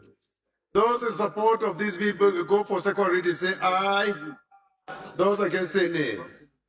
Let's have it. Clerk. Right Honourable Speaker, honourable members, a bill for an act to make provision for the prevention of TB-based discrimination and protect the fundamental human rights and dignity of people living with and affected by TB, and for related matters, second reading.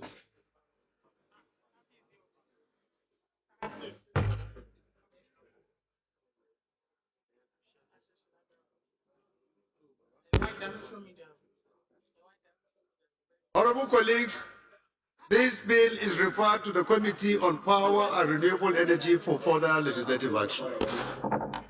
The third order of the day is commencement of debate on the general principles of a bill for an act to make provision. Oh, sorry, we have taken this. The referral for this particular motion is to the Committee on Infectious Diseases and Human Rights. A point of correction, please. The fourth order of the day is commencement of debate on the general principles of a bill for an act to mainstream the digital economy in all intervention areas of trade, investment, and industry, promote innovation, enhance competitiveness, strengthen economic growth, and for related matters, standing in the name of Honorable Ahmed Munir. Honorable members will recall that the bill was read the first time on Thursday, 16th October 2025. I now invite Honorable Munir to move that the bill be read a second time. Thank you, Mr. Speaker, honorable colleagues. My name is Honorable Ahmed Munir. I'm the member representing Planery Federal Constituency, Kaduna State. I hereby rise to move that a bill for an act to provide for the mainstreaming of digital economy in all intervention areas of trade, investment, and Industry and for related matters, HB 2538, be now read for a second time. Mr. Speaker, I so move.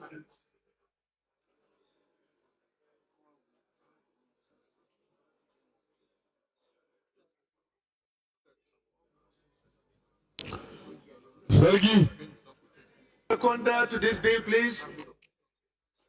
Honorable Emir. Professor Lilian. Thank you, Mr. Speaker, honorable colleagues. My name remains Honorable Boniface Emerengwa. I joined the group of Ikwere, Noya Federal Constituency. Mr. Speaker, I'm from Rivers State. Mr. Speaker, I rise to second the motion that HB 2238 be read for the second time. I say second. Thank you very much. Those in support of this motion say aye. Engineer, no consultation on this bill. Nobody is saying aye. Didn't hear you for the first time, sir. I repeat the question, please. Those in support of this motion say aye. Aye. Those against say nay. That is have it. Honorable, do you want to give a small brief concerning this bill for members to make up their mind as to whether this bill is good to go? Mr. Speaker, my respected colleagues, we stand at a critical crossroad in our nation's economic history. The global economy is no longer driven solely by physical assets. It is powered by bytes, data, and digital connectivity.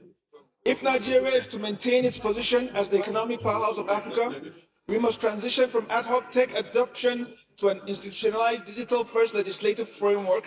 This is the core mandate of this bill. This piece of legislation is designed to achieve three fundamental pillars for our national development: commercial growth and global competitiveness, public sector modernization, and enabling a safe investment climate. By passing this bill, the 10th Assembly will be equipping Nigeria with the legislative teeth required to convert technological potential into tangible and sustainable economic growth. It ensures that digital technology is not just an isolated sector, but a mainstream engine driving every facet of Nigerian commerce and governance. I therefore urge my colleagues to support that this bill be read a second time so that it can proceed to the committee stage for further stakeholder consolidation. Mr. Speaker, I so move. Thank you, Honorable Engineer. So we can now go ahead and put the question. Those in support of this bill go for second reading say aye. Those against say nay. That is have it. Clerk. Right, Honorable Speaker, all members, a bill for an act to mainstream the digital economy in all intervention areas of trade, investment, and industry, promote innovation, enhance competitiveness, strengthen economic growth, and for related matters. Second reading. This bill is referred to the Committee on Commerce for further legislative action. The fifth order of the day is commencement of debate on the general principles of a bill for an act to provide for sustainable finance in banks and other financial institutions in Nigeria and for related matters. Standing in the name of Honorable Ahmed Munir, honorable members will recall that the bill was read the first time on Thursday, 16th October 2025. I now again invite Honorable Munir to move that the bill be read a second time. Thank you once more, Mr. Speaker, honorable colleagues. My name remains Honorable Ahmed Munir, member representing Lere Federal Constituency, Kaduna State, and I rise to move that a bill for an act to provide for sustainable finance in banks and other financial institutions in Nigeria and related matters, HB 2540, be now read a second time. Thank you. I so move. Any seconder to this bill? Honorable Aminu Jamu. Mr. Speaker, my honorable colleagues, I remain Aminu Jamadora, representing the Oras in the Adua Federal Constituency. I rise to second the motion of the moved to that this bill be read a second time. Thank you, Mr. Speaker. Those in support of this motion say aye. Those against say nay. That is have it. Honorable Engineer Munir, can you also give a small highlight, a brief, concerning what this bill is all about? Thank you, Mr. Speaker. My respected colleagues, we do not inherit the earth from our ancestors. we borrow it from our children and future generations. This legislation introduces a robust framework designed to achieve 4 critical goals: mandatory ESG integration, incentivizing green projects, enhanced transparency and disclosure and regulatory alignment that codifies and strengthens the Central Bank of Nigeria existing sustainable banking principles, turning guidelines into enforceable law. By passing this bill, this House will signal to the world that Nigeria is ever ready for the future of global finance. We will protect our depositors' funds, safeguard our environment, and ensure that our financial institutions drive a resilient, inclusive economy.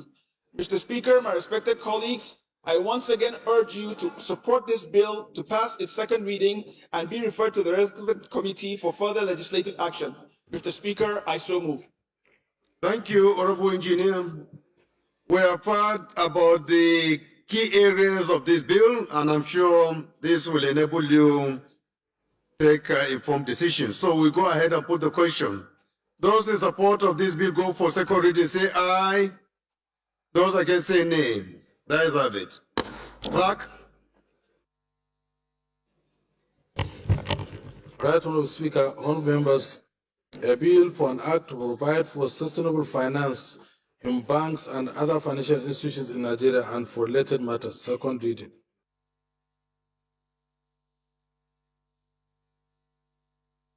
Colleagues, this bill is referred to the Committee on Banking Regulations for further legislative action. The sixth order of the day is a motion on the need to investigate the tragic accident of the train that departed Ujebwe to Iktape on Monday, 8 June 2026, standing in the name of Honorable Francis E. Waeve. Honorable Waeve is invited to move this motion. Thank you, Right Honorable Speaker. Francis A. Girogane Waeve is my name. I represent the entire people of Ugele North, Ugele South, and Udu Federal Constituency. I am from Delta State. I rise to move a motion on the need to investigate the tragic accident involving the train that departed Ujebu in Udu Local Government, Delta State, to Itakpe on Monday, 8 June 2026. The House knows that on Monday, 8 June 2026, a tragic accident occurred involving a train operating along the Itakpe-Warri rail corridor, resulting in the loss of lives and injuries to several passengers and other affected persons.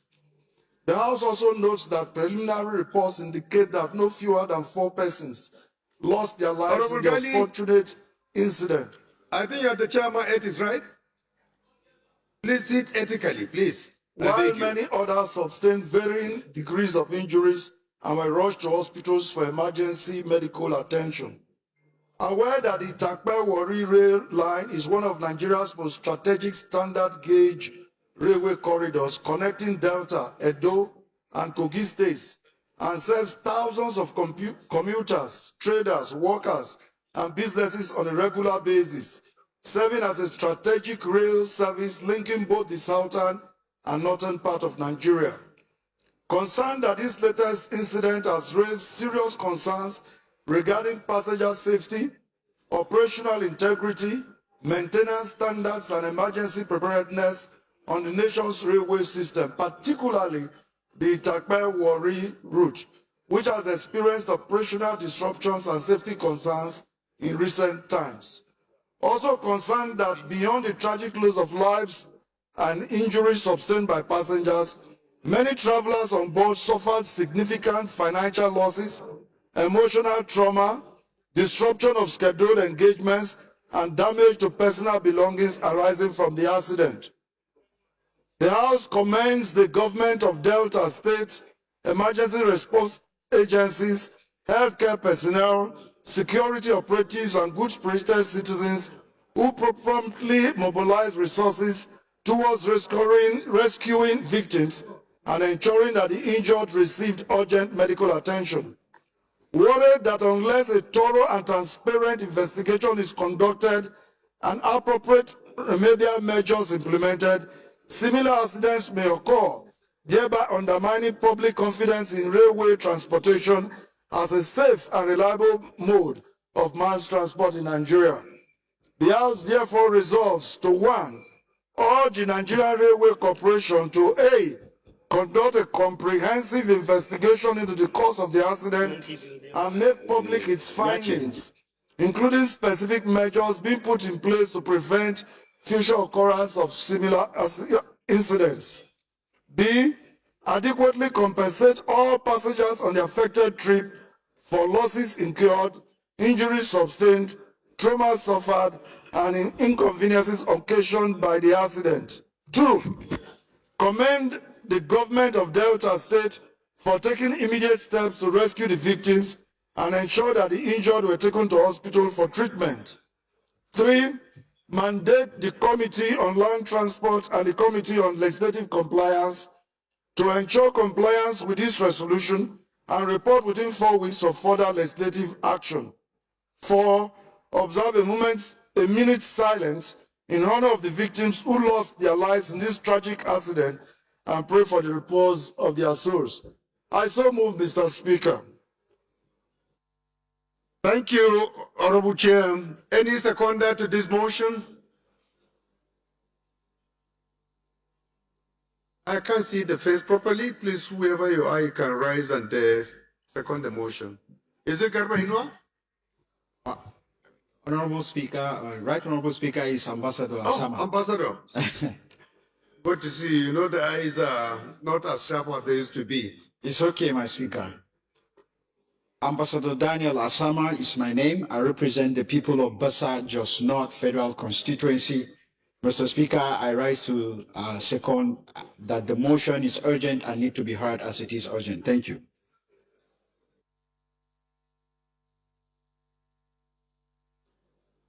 Those in support of this motion say aye. Those against say nay. That is of it. This motion is referred to the Committee on Land Transport for further legislative action. The seventh order of the day is a motion on the need to rehabilitate and provide high-intensity solar street lights along the road linking Imo and Anambra states through Amaifeke, Unwekwito Junction, Obala, Uberuru, Obibi, Ochasi, and Iitowere in Olu local government area of Imo State to Akwa Iyide and Osumenyi communities in Nnewi, South local government area of Anambra State, standing in the name of Honorable Canis Mosi Nwachukwu. Honorable Nwachukwu is invited to move the motion. Thank you, Mr. Speaker, Your Excellency Iyazazao Dr. Tajuddin Abbas, the Speaker of the 10th National Assembly. I salute you, sir. And of course, my strategic allies, partners, and honorable colleagues. You are all welcome. My name is Honorable High Chief Kenny Small Chukwugozie Nwachukwu. I am from Imo State, Nigeria, and of course I represent the great people of Olo, Osu, and Oru East Federal Constituency, where you have the best and the most workaholic governor in the Federal Republic of Nigeria, His Excellency Dr. Hope Uzodimma Onwa. I rise to move a motion for the need to rehabilitate and provide high-intensity solar street lights along the road linking Imo and Anambra states through Amaifeke, Nkweito Junction, Okwa Abala, Ogberuru, Obibi Ochasi, and the Hitowere in Olu local government area of Imo State to Akwa Ihedi and the Osumenyi communities in Nnewi South local government area of Anambra State. The House notes that road infrastructure remains a fundamental driver of economic growth, social interaction, and cultural integration within and between communities.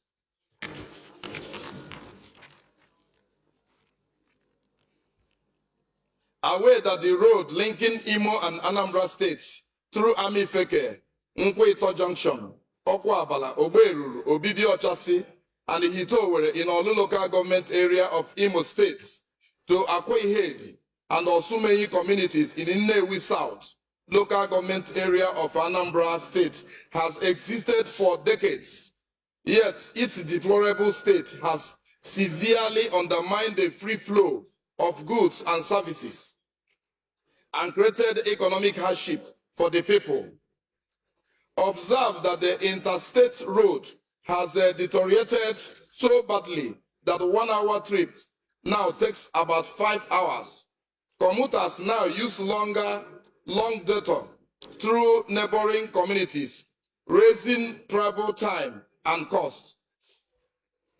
Concerned that erosion, gullies, and potholes have made the road dangerous and a hideout for criminals to attack travelers due to its isolation, lack of street lighting, which worsens insecurity, limits night travel, and hurts local business. No, I have problem turning this. Concerned that rehabilitating and reconstructing the road alongside the installation of high-intensity solar street lights will not only ease transportation and enhance security, but will also strengthen the socio-economic and cultural ties between Imo and Anambra states, fostering greater inter-community harmony and development.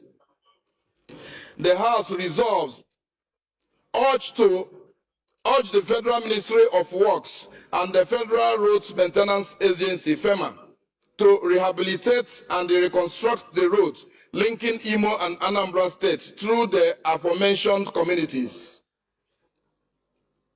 Also, urge the Rural Electrification Agency, REA, to provide high-intensity solar street lights along the road to enhance security and nighttime visibility.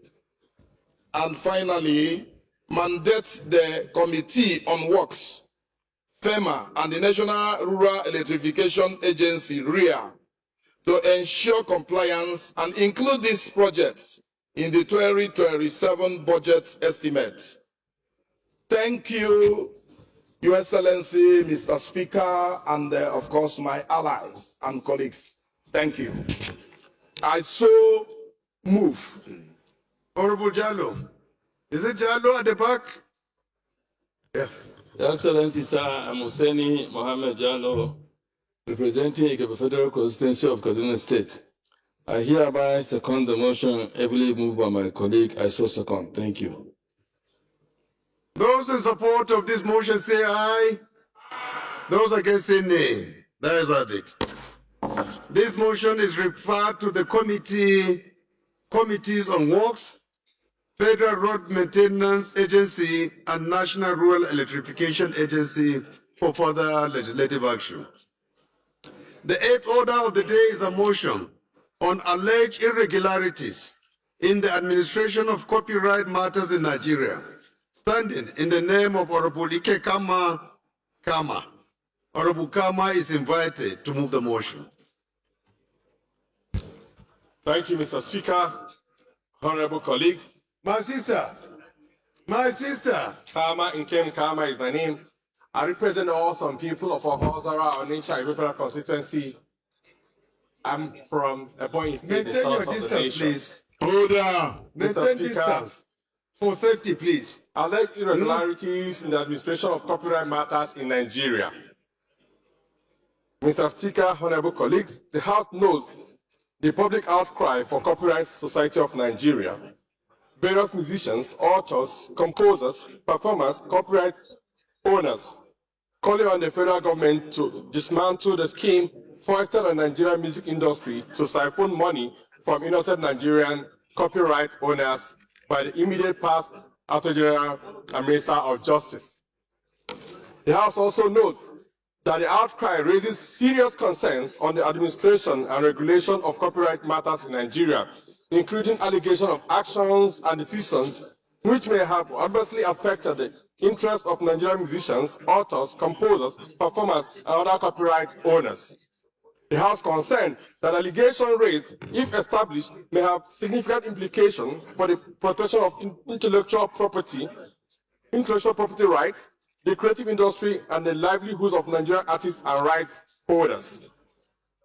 The House, taking cognizance of the importance of providing all parties of this, provide that all parties concerned with a fair opportunity to present their positions and relevant evidence in accordance with the principle of natural justice. The House is aware that the House of Representatives has a constitutional responsibility to ensure transparency, accountability, and adherence to due process in the administration of public affairs and institutions established by the law as defined in Section 88 of the Constitution of the Federal Republic of Nigeria, 1999, as amended.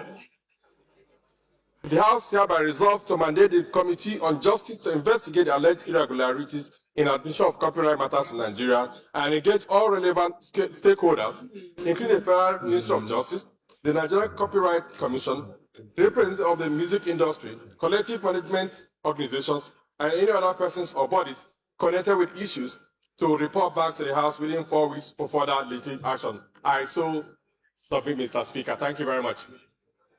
Honorable Okafo. Thank you very much, Right Honorable Speaker, my very distinguished colleagues. My names are Honorable Deacon Chike John Okafo, PhD. I represent the good people of a member now, Yetu Boma, Federal Constituency. Mr. Speaker, I'm from Imo State, and I rise to second this motion, very important motion, ably moved by my brother, Honorable Kem Kama. Mr. Speaker, I so second.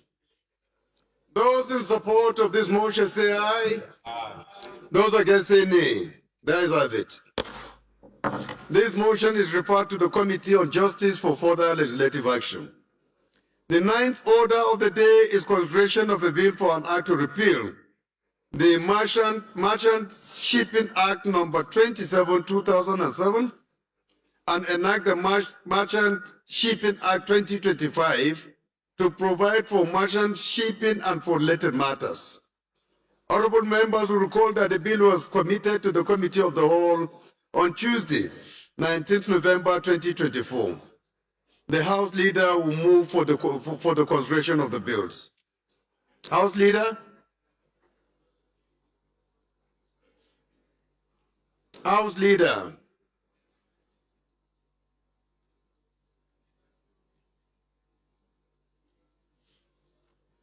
Distinguished honorable colleagues, Abdullah Ibrahim Ali Halims. Abdullah Ibrahim Ali Halims is my name, state, and I represent the very marvelous people of Ankara Malala Federal Constituency.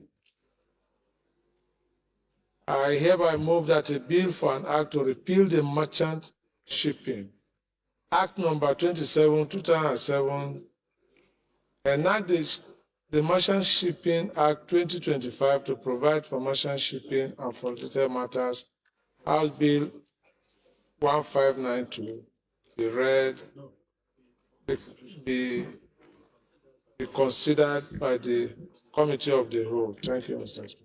But you say that the other last one. Okay, after that, before we get to this. The Leader of the Minority, please can you second? Thank you, Mr. Speaker. My name remains Honorable George Ibezimako Ozodinobia. I represent the good people of Njikoka and Ochadunukofia Federal Constituency. I rise to second that the motion moved by the House Leader we do resolve into the Committee of Whole to consider the report. I so second. Point of order, sir. Point of order? Yes, sir. On this particular? No, sir. Eh? Is it on this particular? No, sir. Well, let's finish it then. Let's put the question, and then you can raise your point of order after. So those in support of this motion say aye. Those against say nay. That is it. What's your point of order, Honorable? Thank you, Mr. Speaker. Honorable colleagues, I'm a Hababa, Chief of Dambogo, the Federal Constituency.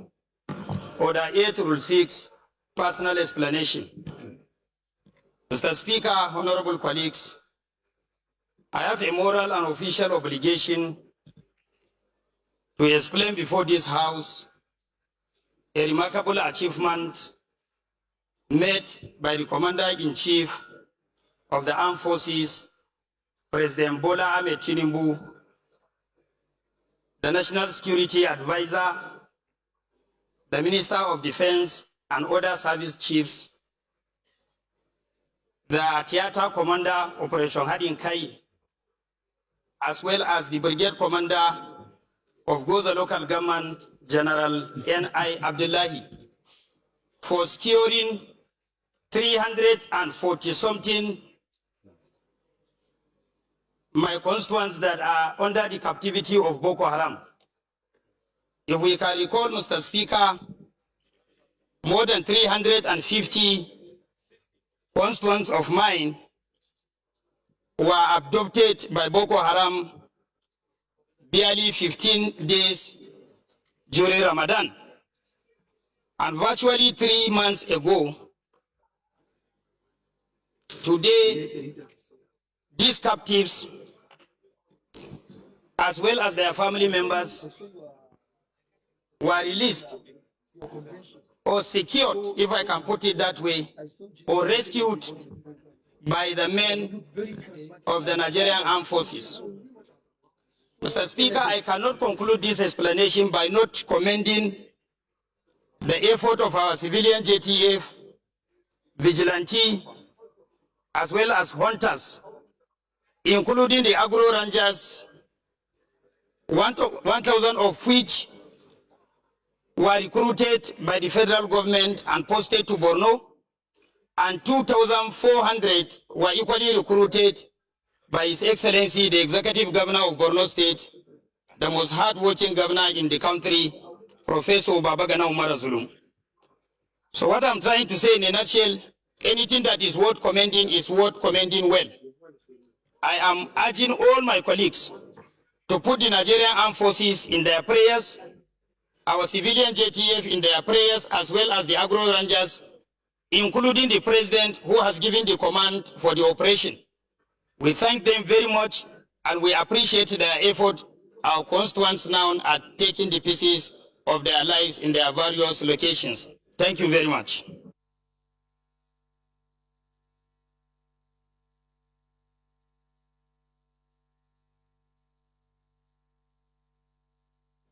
Thank you, Honorable Jaha. Honorable colleagues, the 10th order of the day is consideration of several reports of the Committee on Commerce. Honorable Ahmed Munir will move for the consideration of the reports. Honorable Ahmed Munir. Or should we step it down until tomorrow? It doesn't appear you are ready. We were consulting on the very bill with my colleague, Honorable Lugumi. Thank you, Mr. Speaker. Honorable colleagues, I hereby rise to a motion for consideration of reports for our Committee on Commerce for various bills from items 10 to 15 to 16. Mr. Speaker, I so move.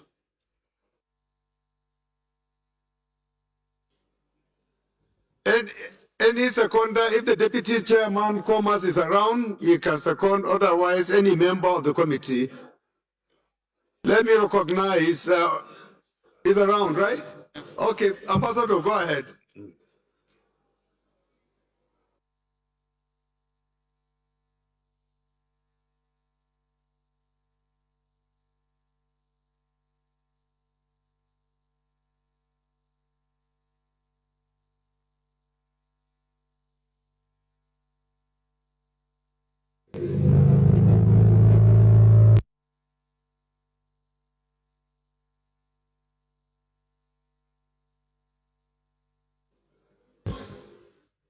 Thank you, Honorable Speaker. My name is Right Honorable Ambassador James Shaibu Barker. I represent Gombe Home Federal Constituency. Order! I hereby second the motion as moved by my chairman. Thank you.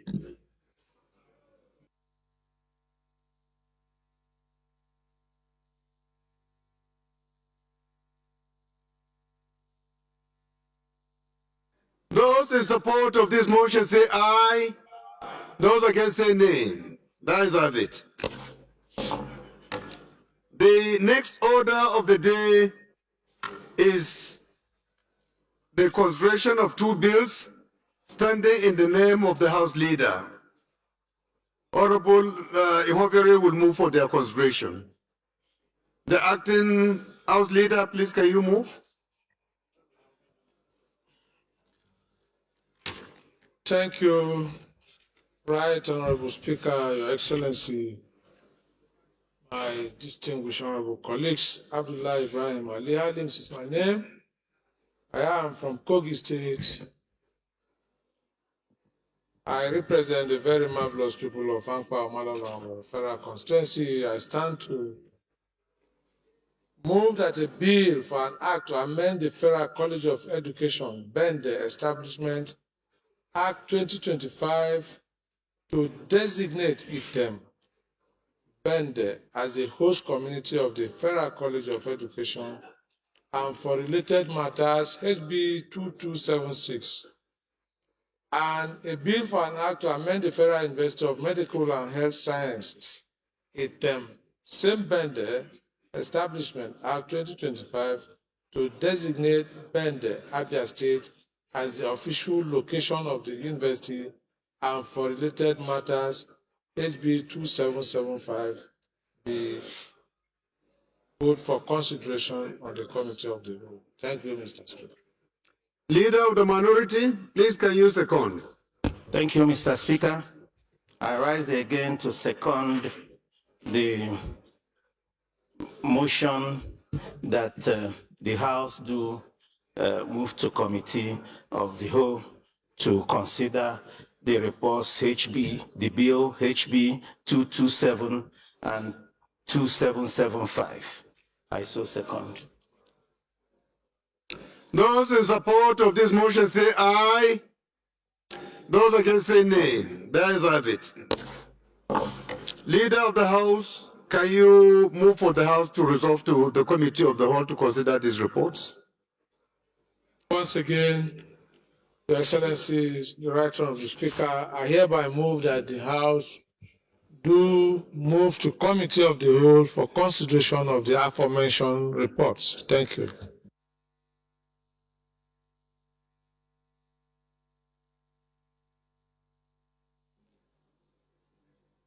The leader of the minority, please can you kindly second? I rise to second that the House do resolve into committee of whole to consider the relevant reports. I so second, Mr. Speaker. Those in support of this motion say aye. Those against you say nay. That is have it. House has hereby resolved to the committee of the whole. But please, I want to beg the Deputy Speaker to take time, clause by clause, word by word, so that we can do justice to these reports. If it takes us up to 5 p.m., so be it. Thank you so much.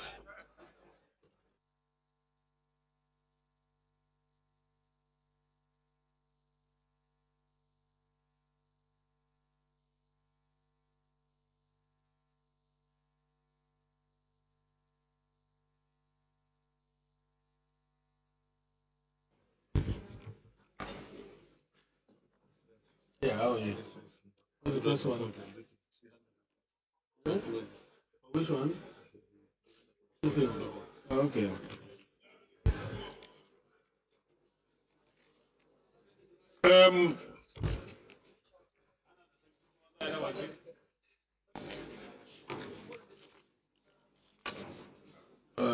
What's the first one? Claudia. Yes. Sharp.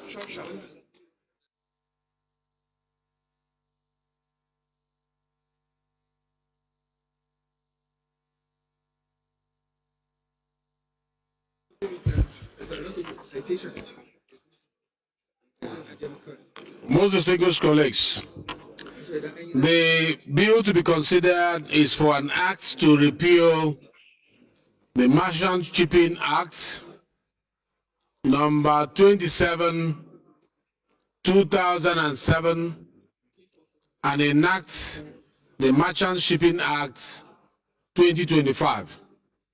to provide for the merchant shipping and for related matters. And I invite the acting leader of the House to give us synopsis of this bill in 1 minute.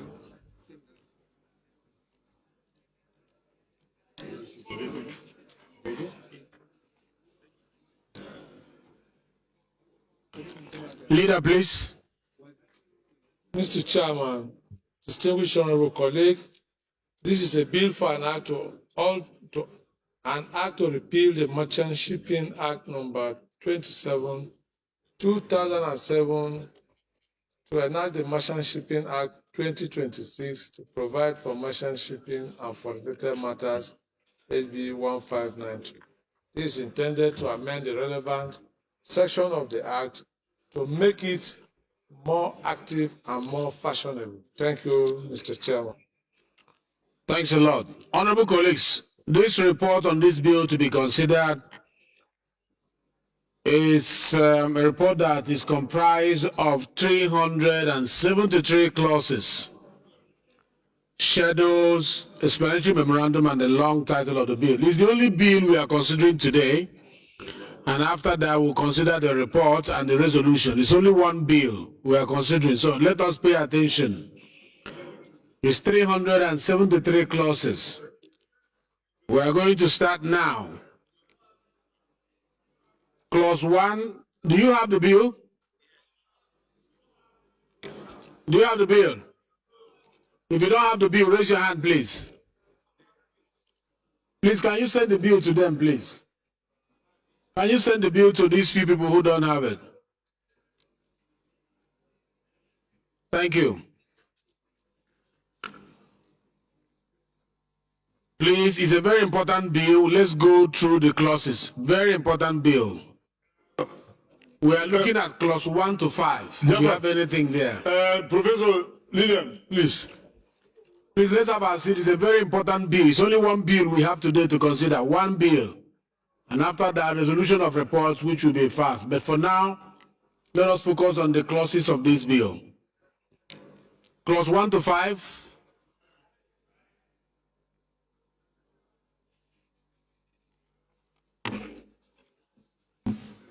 We're looking at clause 6 to 10. Clause 6 to 10.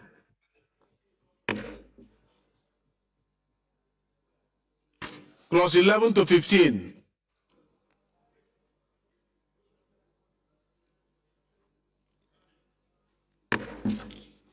Clause 16 to 20.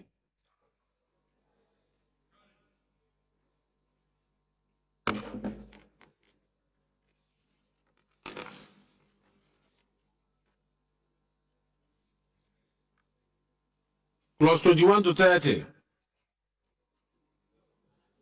Point of order, Mr. Chairman. Mr. Chairman, I do not have a copy of this. I've been waiting for it. So please let's be carried along. I thought we said we should send you for copies. Sergeant at arm, please.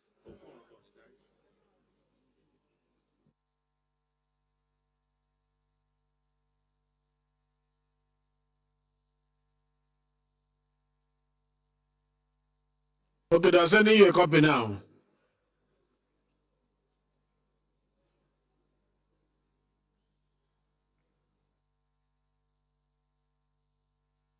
Clause 20 to 30.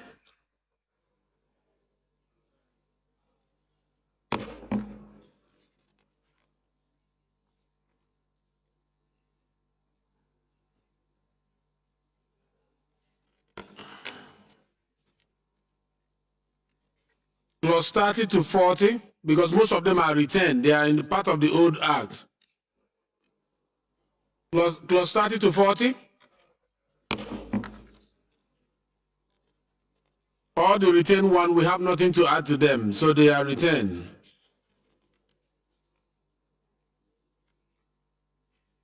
(41) to 50.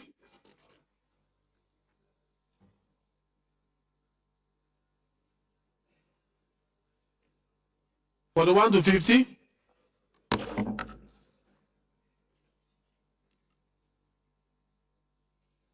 (50) to 60.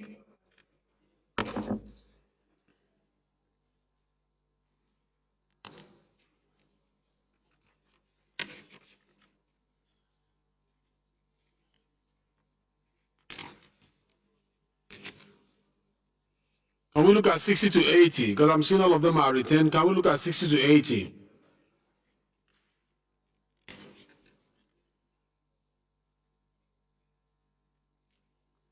$60 to $80.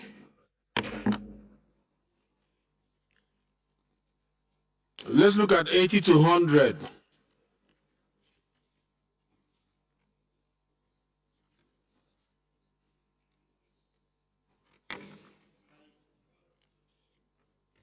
Because they were all returned as part of the old law. 80 to 100, Karen? Can we look at 100 to 120?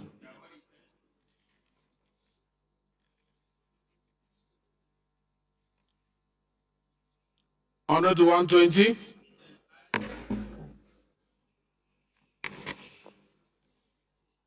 Can we look at 120 to 150 as return?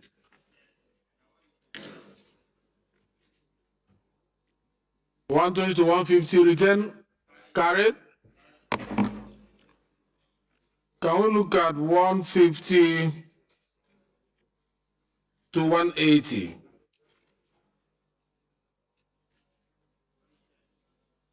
They are all returned. Carried.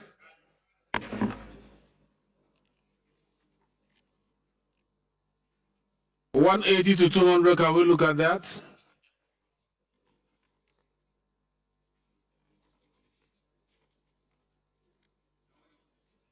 Returned and carried. Can we look at 200 to 240?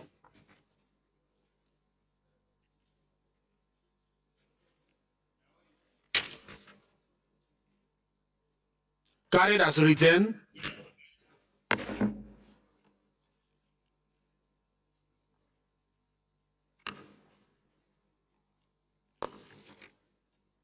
Can we look at 241 to 280?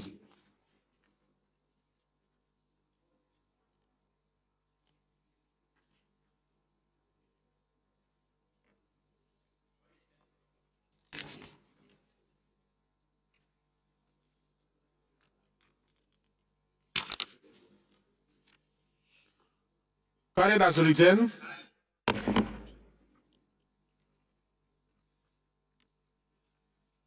Let's go 281 to 300. What did they then amend if they retain everything? What did they now amend if they retain everything? Why is it the bill before me? Okay, let's continue. So 300. Carried as written. Okay. No, let's get to the end and see if there's anywhere they are altered. Because I'm seeing like bringing the old and asking us to waste legislative time. Because I want to see where they made a contribution. Hmm?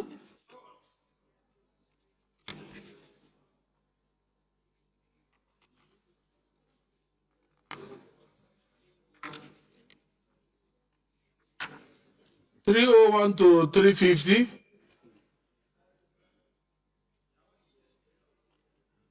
Carried as a return.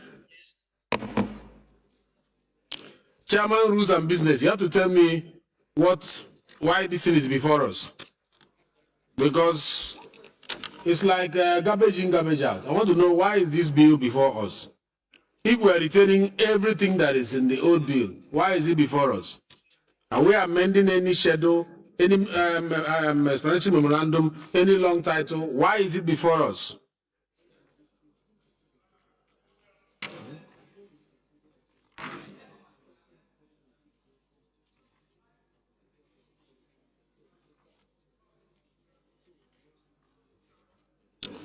$350 to $373 as a return.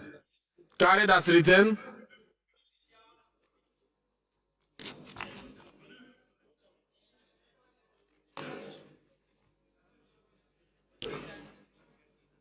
Merchant Shipping Act. Chairman, rules and business. Because I don't see the work we are doing here.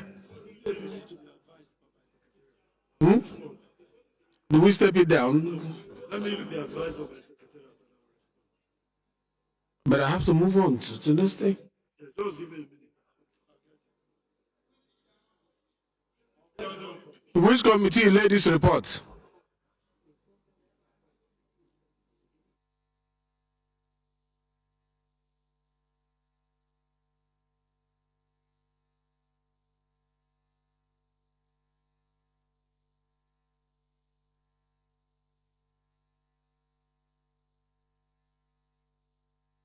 This is why I want every bill that be considered to come to my office first, for me to go through it before it gets to this level.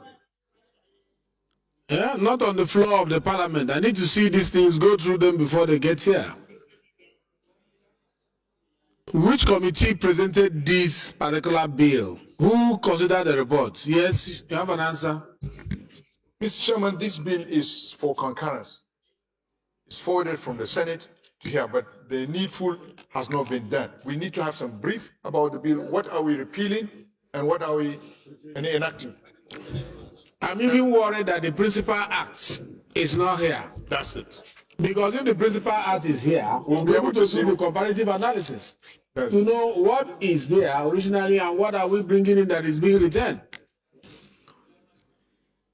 Do we step it down? Yeah, we have to. It's the decision of the parliament. If you move that you step it down, we'll step it down. It's not my call.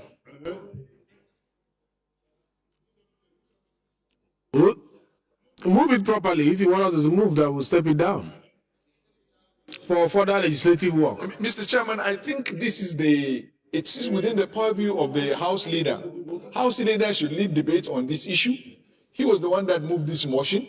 And I think he should guide the House whether we step it down or we continue with the process. House leader, should we step it down? Just 1 minute. House leader, please, 1 minute. Let's hear from Honorable Fred.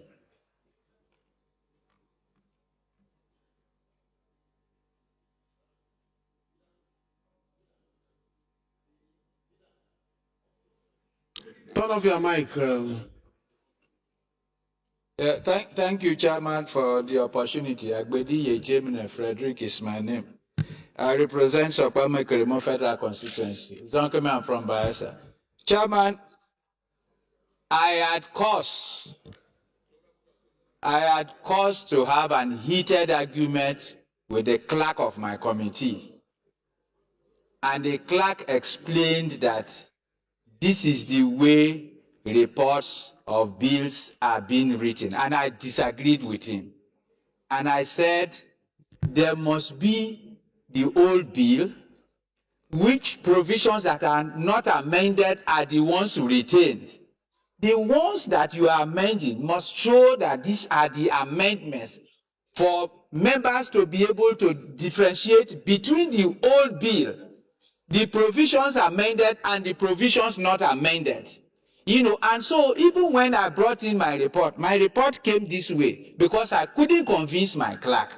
And I told him that if this is what the institution is doing, then we will have cause to review the decision of the institution as to writing of this report. So it's not from either the leader or other, but most of the reports, if you go through them, are retained. And so you don't know which are the areas that are affected by the amendment and the original bills. So it's a matter that the clerk need to, handle. Thank you, sir. Thank you. I think it varies with the clerks because I've also looked at reports on bills here where you have the old one on one column and the one we are amending in new column, which has been the tradition. But this one is strange.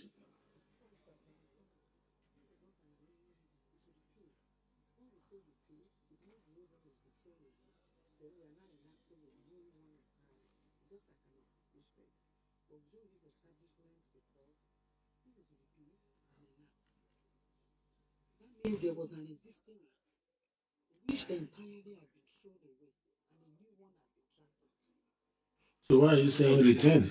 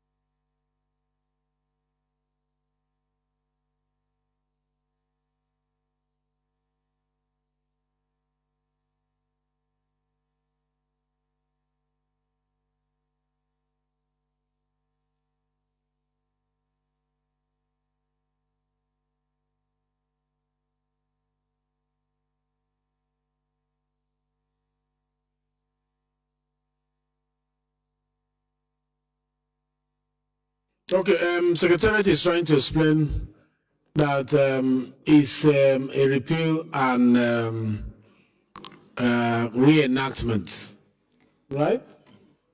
Repeal and reenactment bill. And in that case, the old bill is jettisoned and the new bill comes to life, and that the Committee of Rules and Business, having looked at what was proposed for the reenactment, now acknowledge and recommended return. That this return that we're seeing on that column is confirming what had been proposed by the committee that repealed and reenacted the new bill. So, is it true, Chairman of Rules and Business? Yeah, thank you, Mr. Chairman. You know, this consideration has been before us for quite a while. And it's actually something that had been done previously. And then we are just adjusting, bringing life to it in the 10th Assembly, that's the word. So she's very correct. That's why I said I needed to hear from my secretariat to get a backup of what to say. So it's something that was done earlier and we just reenact. No, no. Well, if it had been done earlier, then we don't have to be here going over. We did it earlier, Mr. I think the Chairman. idea, you know you stepped it down at that time. We didn't consider it at all. Did your committee retain the proposition on the reenactment where you acknowledge return? Yes, we did.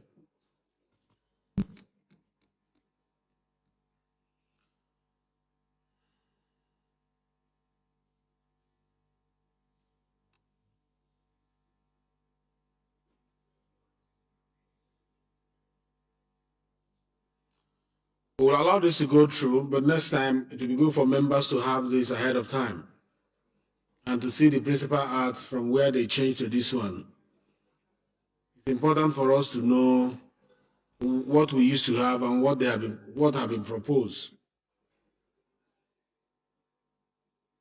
Even though the other one is being thrown out, but we want to know if what they are proposing now is better than what was there before.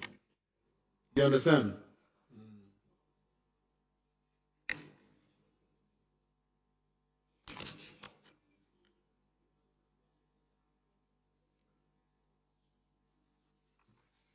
You want to say something, Honorable? Yes, Mr. Chairman, I think with due respect to the Chairman Rules and Business and with due respect to the House in general, Mr. Chairman, we are legislating for this country, for the good governance for this country. I don't think we should cut corners. If something is bad, it is bad. If something is good, it's good. You lead the consideration of these legislations. Mr. Chairman, this is the last point. If we cut corners at this point, we are not being fair to the process of making laws in this country. If we're in doubt of any process, I think, Mr. Chairman, it is only fair you grant the authority that deals with these issues and go back and do the right thing so that we take the correct decision that will provide good governance in this country. That is my personal position, Mr. Chairman. I don't think we should cut corners in the process of lawmaking. Thank you, Mr. Chairman. Before that, which committee actually handled this bill? Outside the Rules and Business, which committee handled this bill? Which committee? Which committee proposed this bill before it got to Rules and Business?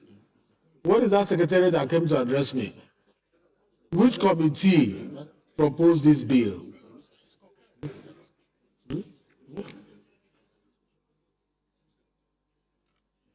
Which committee made proposal? Which committee repealed and reenacted?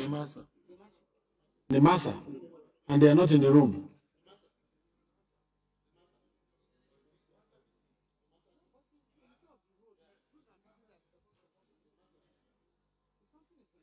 Rules and business. Did you receive this from Nemasa? The clerk, you should know where you referred it to, when it was referred, when it appeared before the House.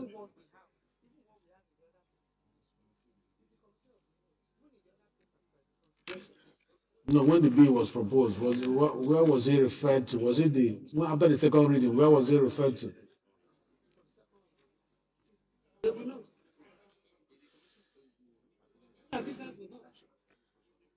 Okay, I think what we're going to do now, just to be on the safer side, rules and business will step this down and bring it up on Thursday.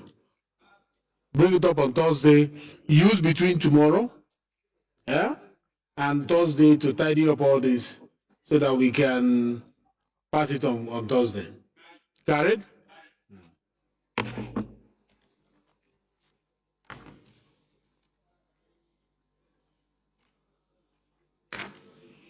The second report to be considered is from the Commerce on a bill for an act to establish Chartered Institute of Mortgage Bankers and Brokers of Nigeria to regulate the practice of mortgage banking, mortgage brokerage in Nigeria and practitioners of related matters. Honorable Munil, 1 minute synopsis. I thought it was only one bill today.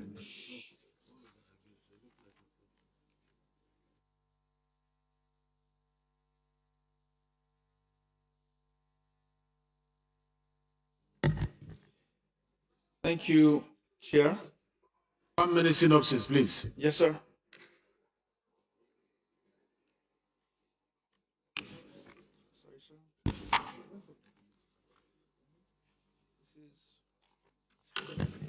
So this is an establishment of the Chartered Institute of Entrepreneurship Consultants, and it is straightforward.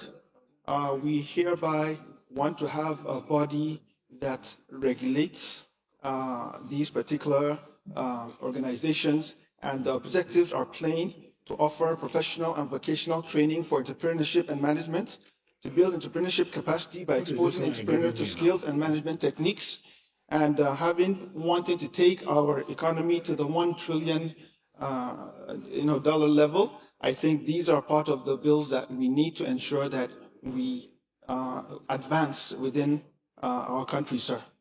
Thank you.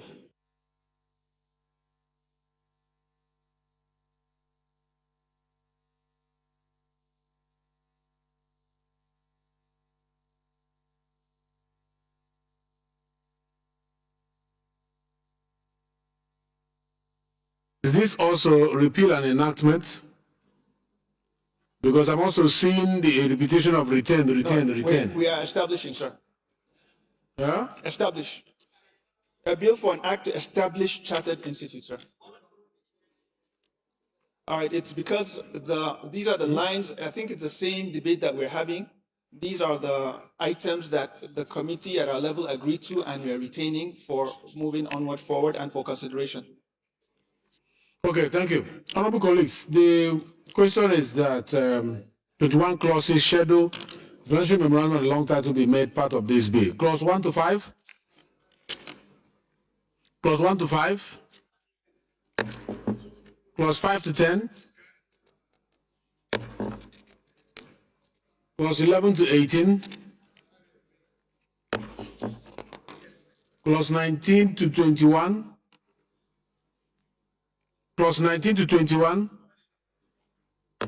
The shadows. Explanatory memorandum. The long title of the bill.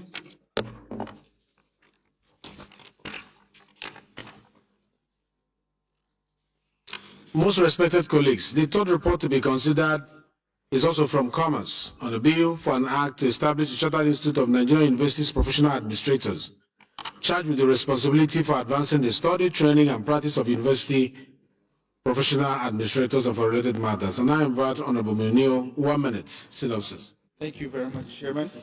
Once again, the House of Representatives on Wednesday, 28th of May, 2025, concluded debate on the general principle of the above bill, And the bill consists of about 22 clauses, and 2 schedules, including the explanatory memorandum. It seeks to establish the Chartered Institute of Mortgage Bankers and Brokers of Nigeria to regulate the practice of mortgage banking and mortgage brokerage in Nigeria and its practitioners and for related matters. Thank you very much. Honorable colleagues, the question has 25 clauses be considered and schedule explanatory memorandum on the long title of the bill. Clause 1 to 5, clause 6 to 10,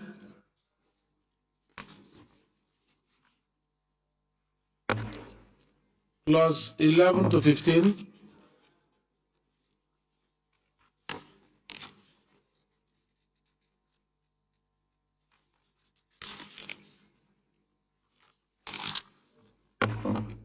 clause 15 to 19.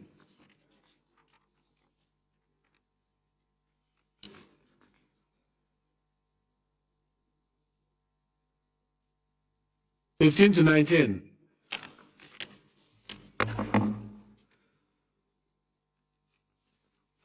(19 to 25).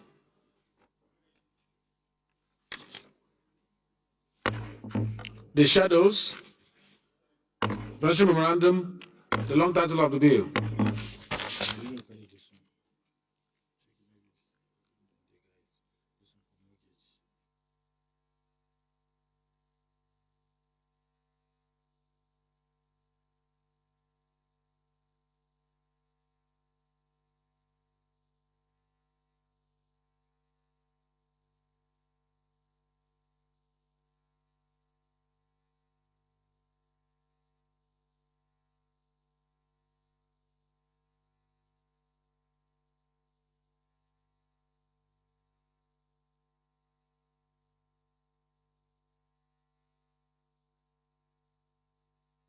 Have you moved the synopsis for the Chartered Institute of Mortgage Bankers and Brokers?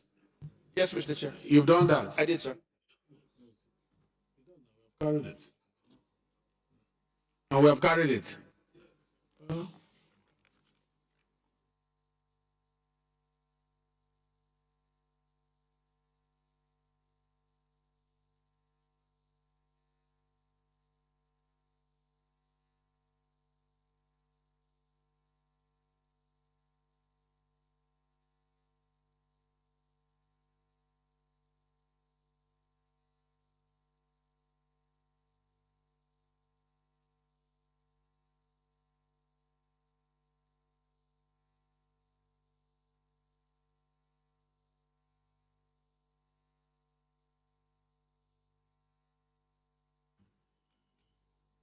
The fourth report to be considered is from the Commerce on a bid to establish climate resilient commerce in Nigeria for related matters. Honorable Mineo, 1 minute.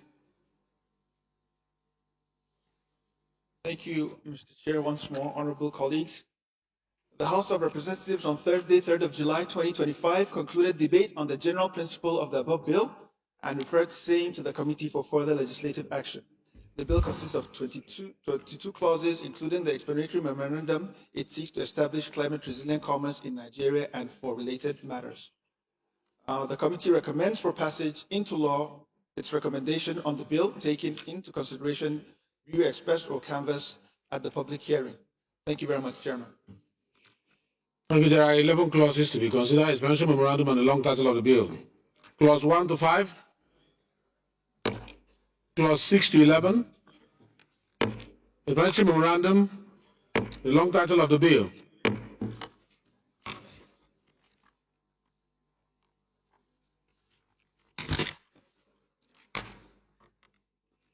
The fifth report to be considered is from Commerce for an act to establish the Chartered Institute of Financial and Investment Analysts of Nigeria to regulate the control practice of financial and investment analysts in Nigeria and for related matters. Mune, 1 minute.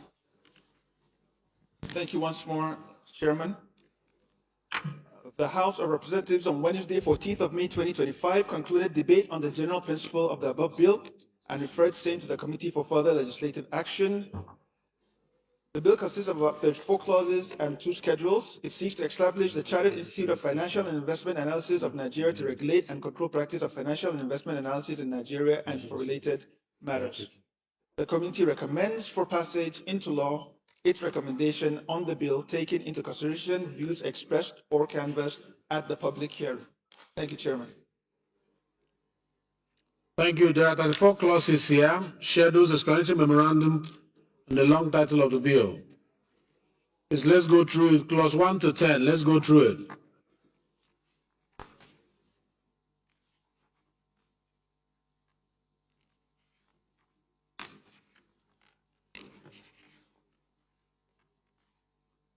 I think it's a standard Establishment Act. Clause 1 to 10.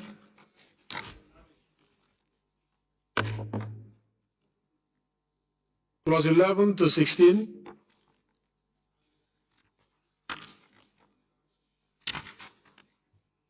These are basic. Clause 16 to 19. Clause 20 to 30. Clause 31 to 34. The shadows, friendship memorandum, the long title of the bill.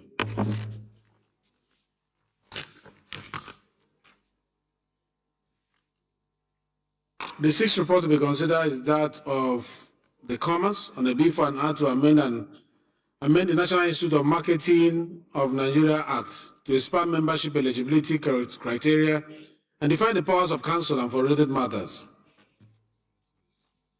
Thank you very much, Mr. Chairman, for your diligence. The House of Representatives on Wednesday, 11th December 2024, concluded debate on the general principle of the above bill. Honorable Muli, I thought you said you are stepping this one down. No, it's not this one, sir. The one that is to be stepped down is this one, sir. So I hereby, yes, correct, sir. We're hereby stepping it down, sir, because there's an issue with the Step down by the citation. name of the House. Sir, thank you. The seventh report to be considered is from the Commerce for the bill to provide for the establishment of National Institute of Business Educators of Nigeria, charged with responsibility of advancing the study, training, and practice of business educators of Nigeria and for related matters. Honorable Mileo. I think that's the last one for today. Muneo, 1 minute.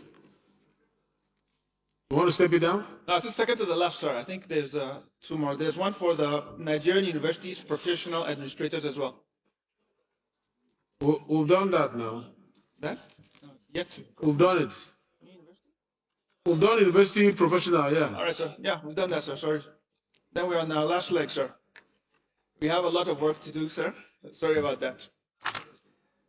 And so, Munir, you are keeping the whole. You are the one hosting the whole house today. no, sir, I believe It's so. only your business we are doing. You know, even chairman of appropriation is seated listening to. you know, sometimes, sir. You are holding everybody down today. You must be a very powerful chairman. No, sir.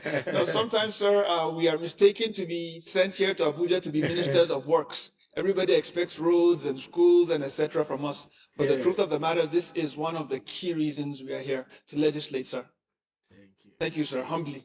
Thank you. The House of Representatives at its sitting on Thursday, 26 October 2024, read the above captured bill for the second time and subsequently referred it to the Committee of Commerce for further legislative action.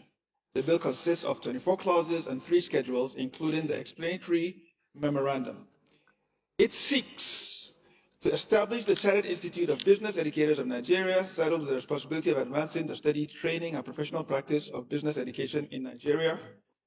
And we hereby recommend that this bill moves forward so that we can be able to boost our economy. Thank you, sir. Thank you. Honorable colleagues, 26 clauses, schedules, explanatory memorandum, and long title of the bill. Clause 1 to 5.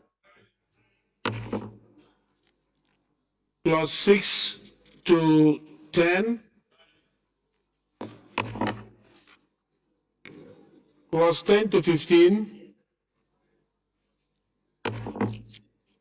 15 to 20, 20 to 23.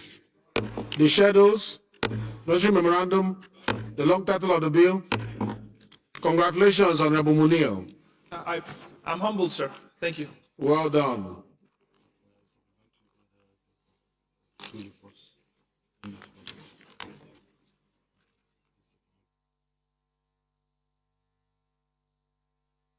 Okay, we have supplementary report. This is just very simple.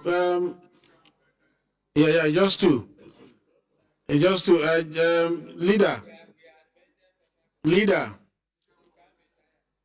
Leader, please.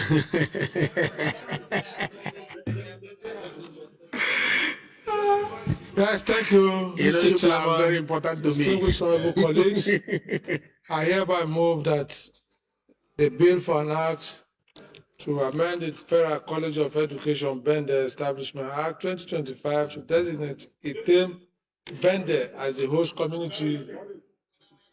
Allow me to, Chief Whip, please, you are interrupting the process. As the host community of the Federal College of Education and for related matters, HB 2276 be considered.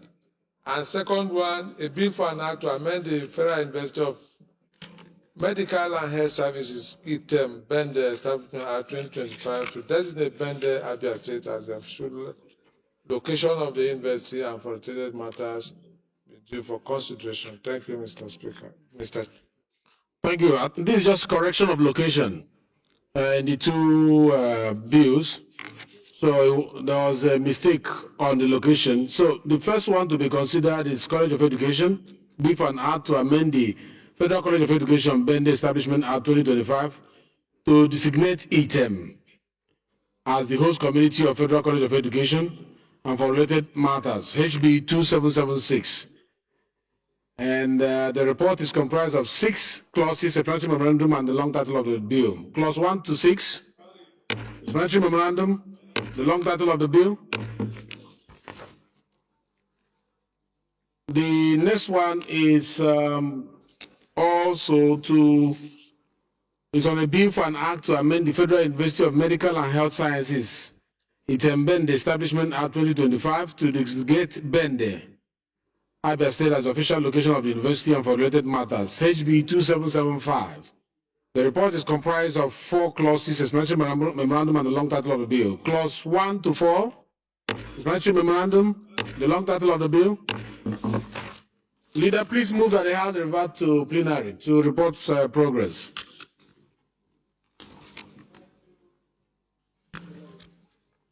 Honorable Chairman, distinguished honorable colleagues, Abdullah Ibrahim Ali, once again is my name. I am from Kogi State and I represent the very wonderful people of Ankpa Omala and the federal constituency. I hereby move that the House revert to plenary to report progress. Thank you, Minority, Mr. please. Chairman. Your mic, please. I rise to second the motion that the House do revert back to plenary to consider the report from the Committee of Full. Those in support of this motion say aye. Those against say nay. The ayes have it. House hereby revert to plenary to report progress.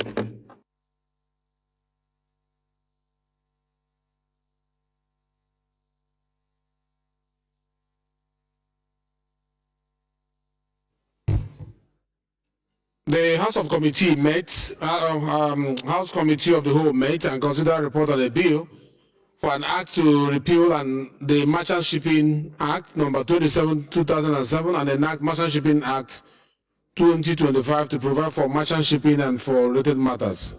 This bill was deferred for consideration on a later date after legislative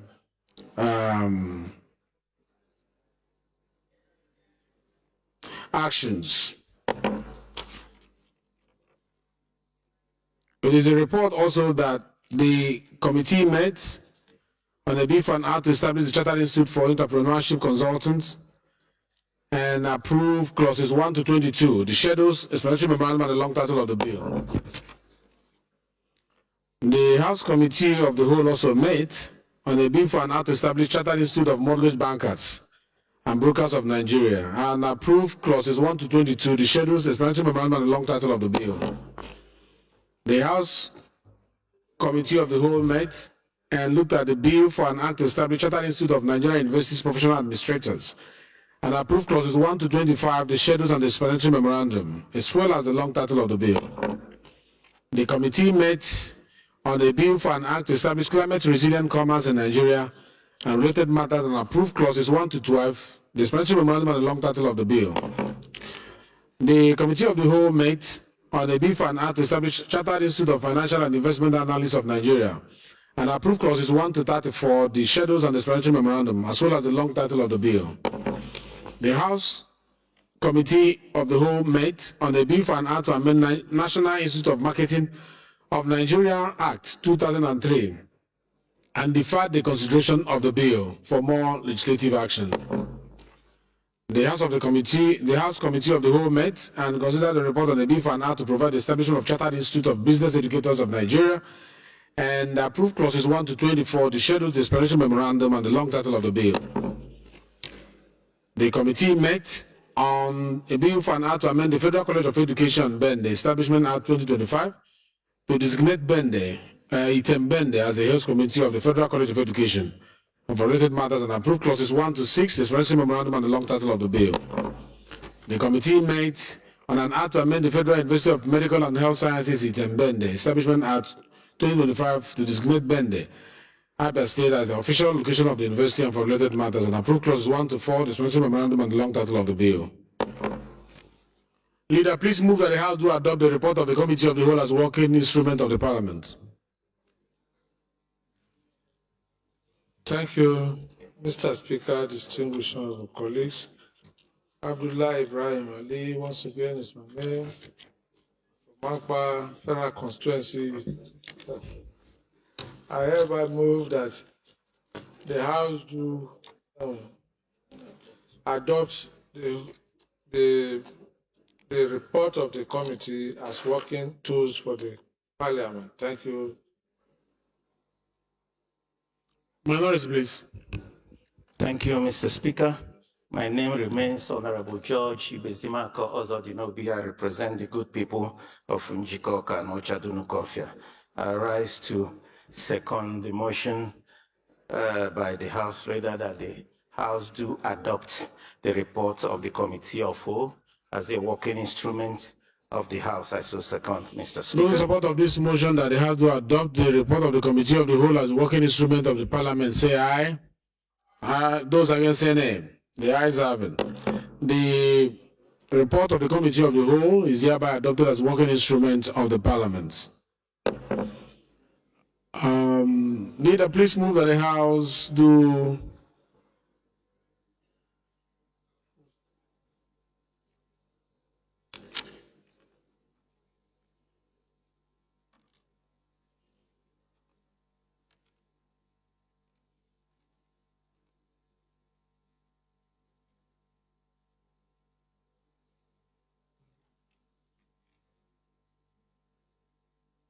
adjourn sitting till tomorrow, same time, same place. Thank you, Right Honorable Speaker, distinguished honorable colleagues. Abdullah Ibrahim Ali Halims is my name, from Kogi State, representing the very wonderful people of Ankpa Omalola Federal Constituency, having dealt with all the matters contained in our order of the day today. I hereby move that the House do adjourn to tomorrow, same time, for continuation. Thank you, of minority. sitting. Thank you, Mr. Speaker. Thank you, Mr. Speaker. I rise to second that this House do adjourn till tomorrow, same place, same time. I so second. Those in support of the motion that they have to adjourn sitting till tomorrow, same time, same place, say aye. Those against, say nay. The nays will stay and the ayes will go. We'll see you here tomorrow. House is hereby adjourned till tomorrow, same time, same place.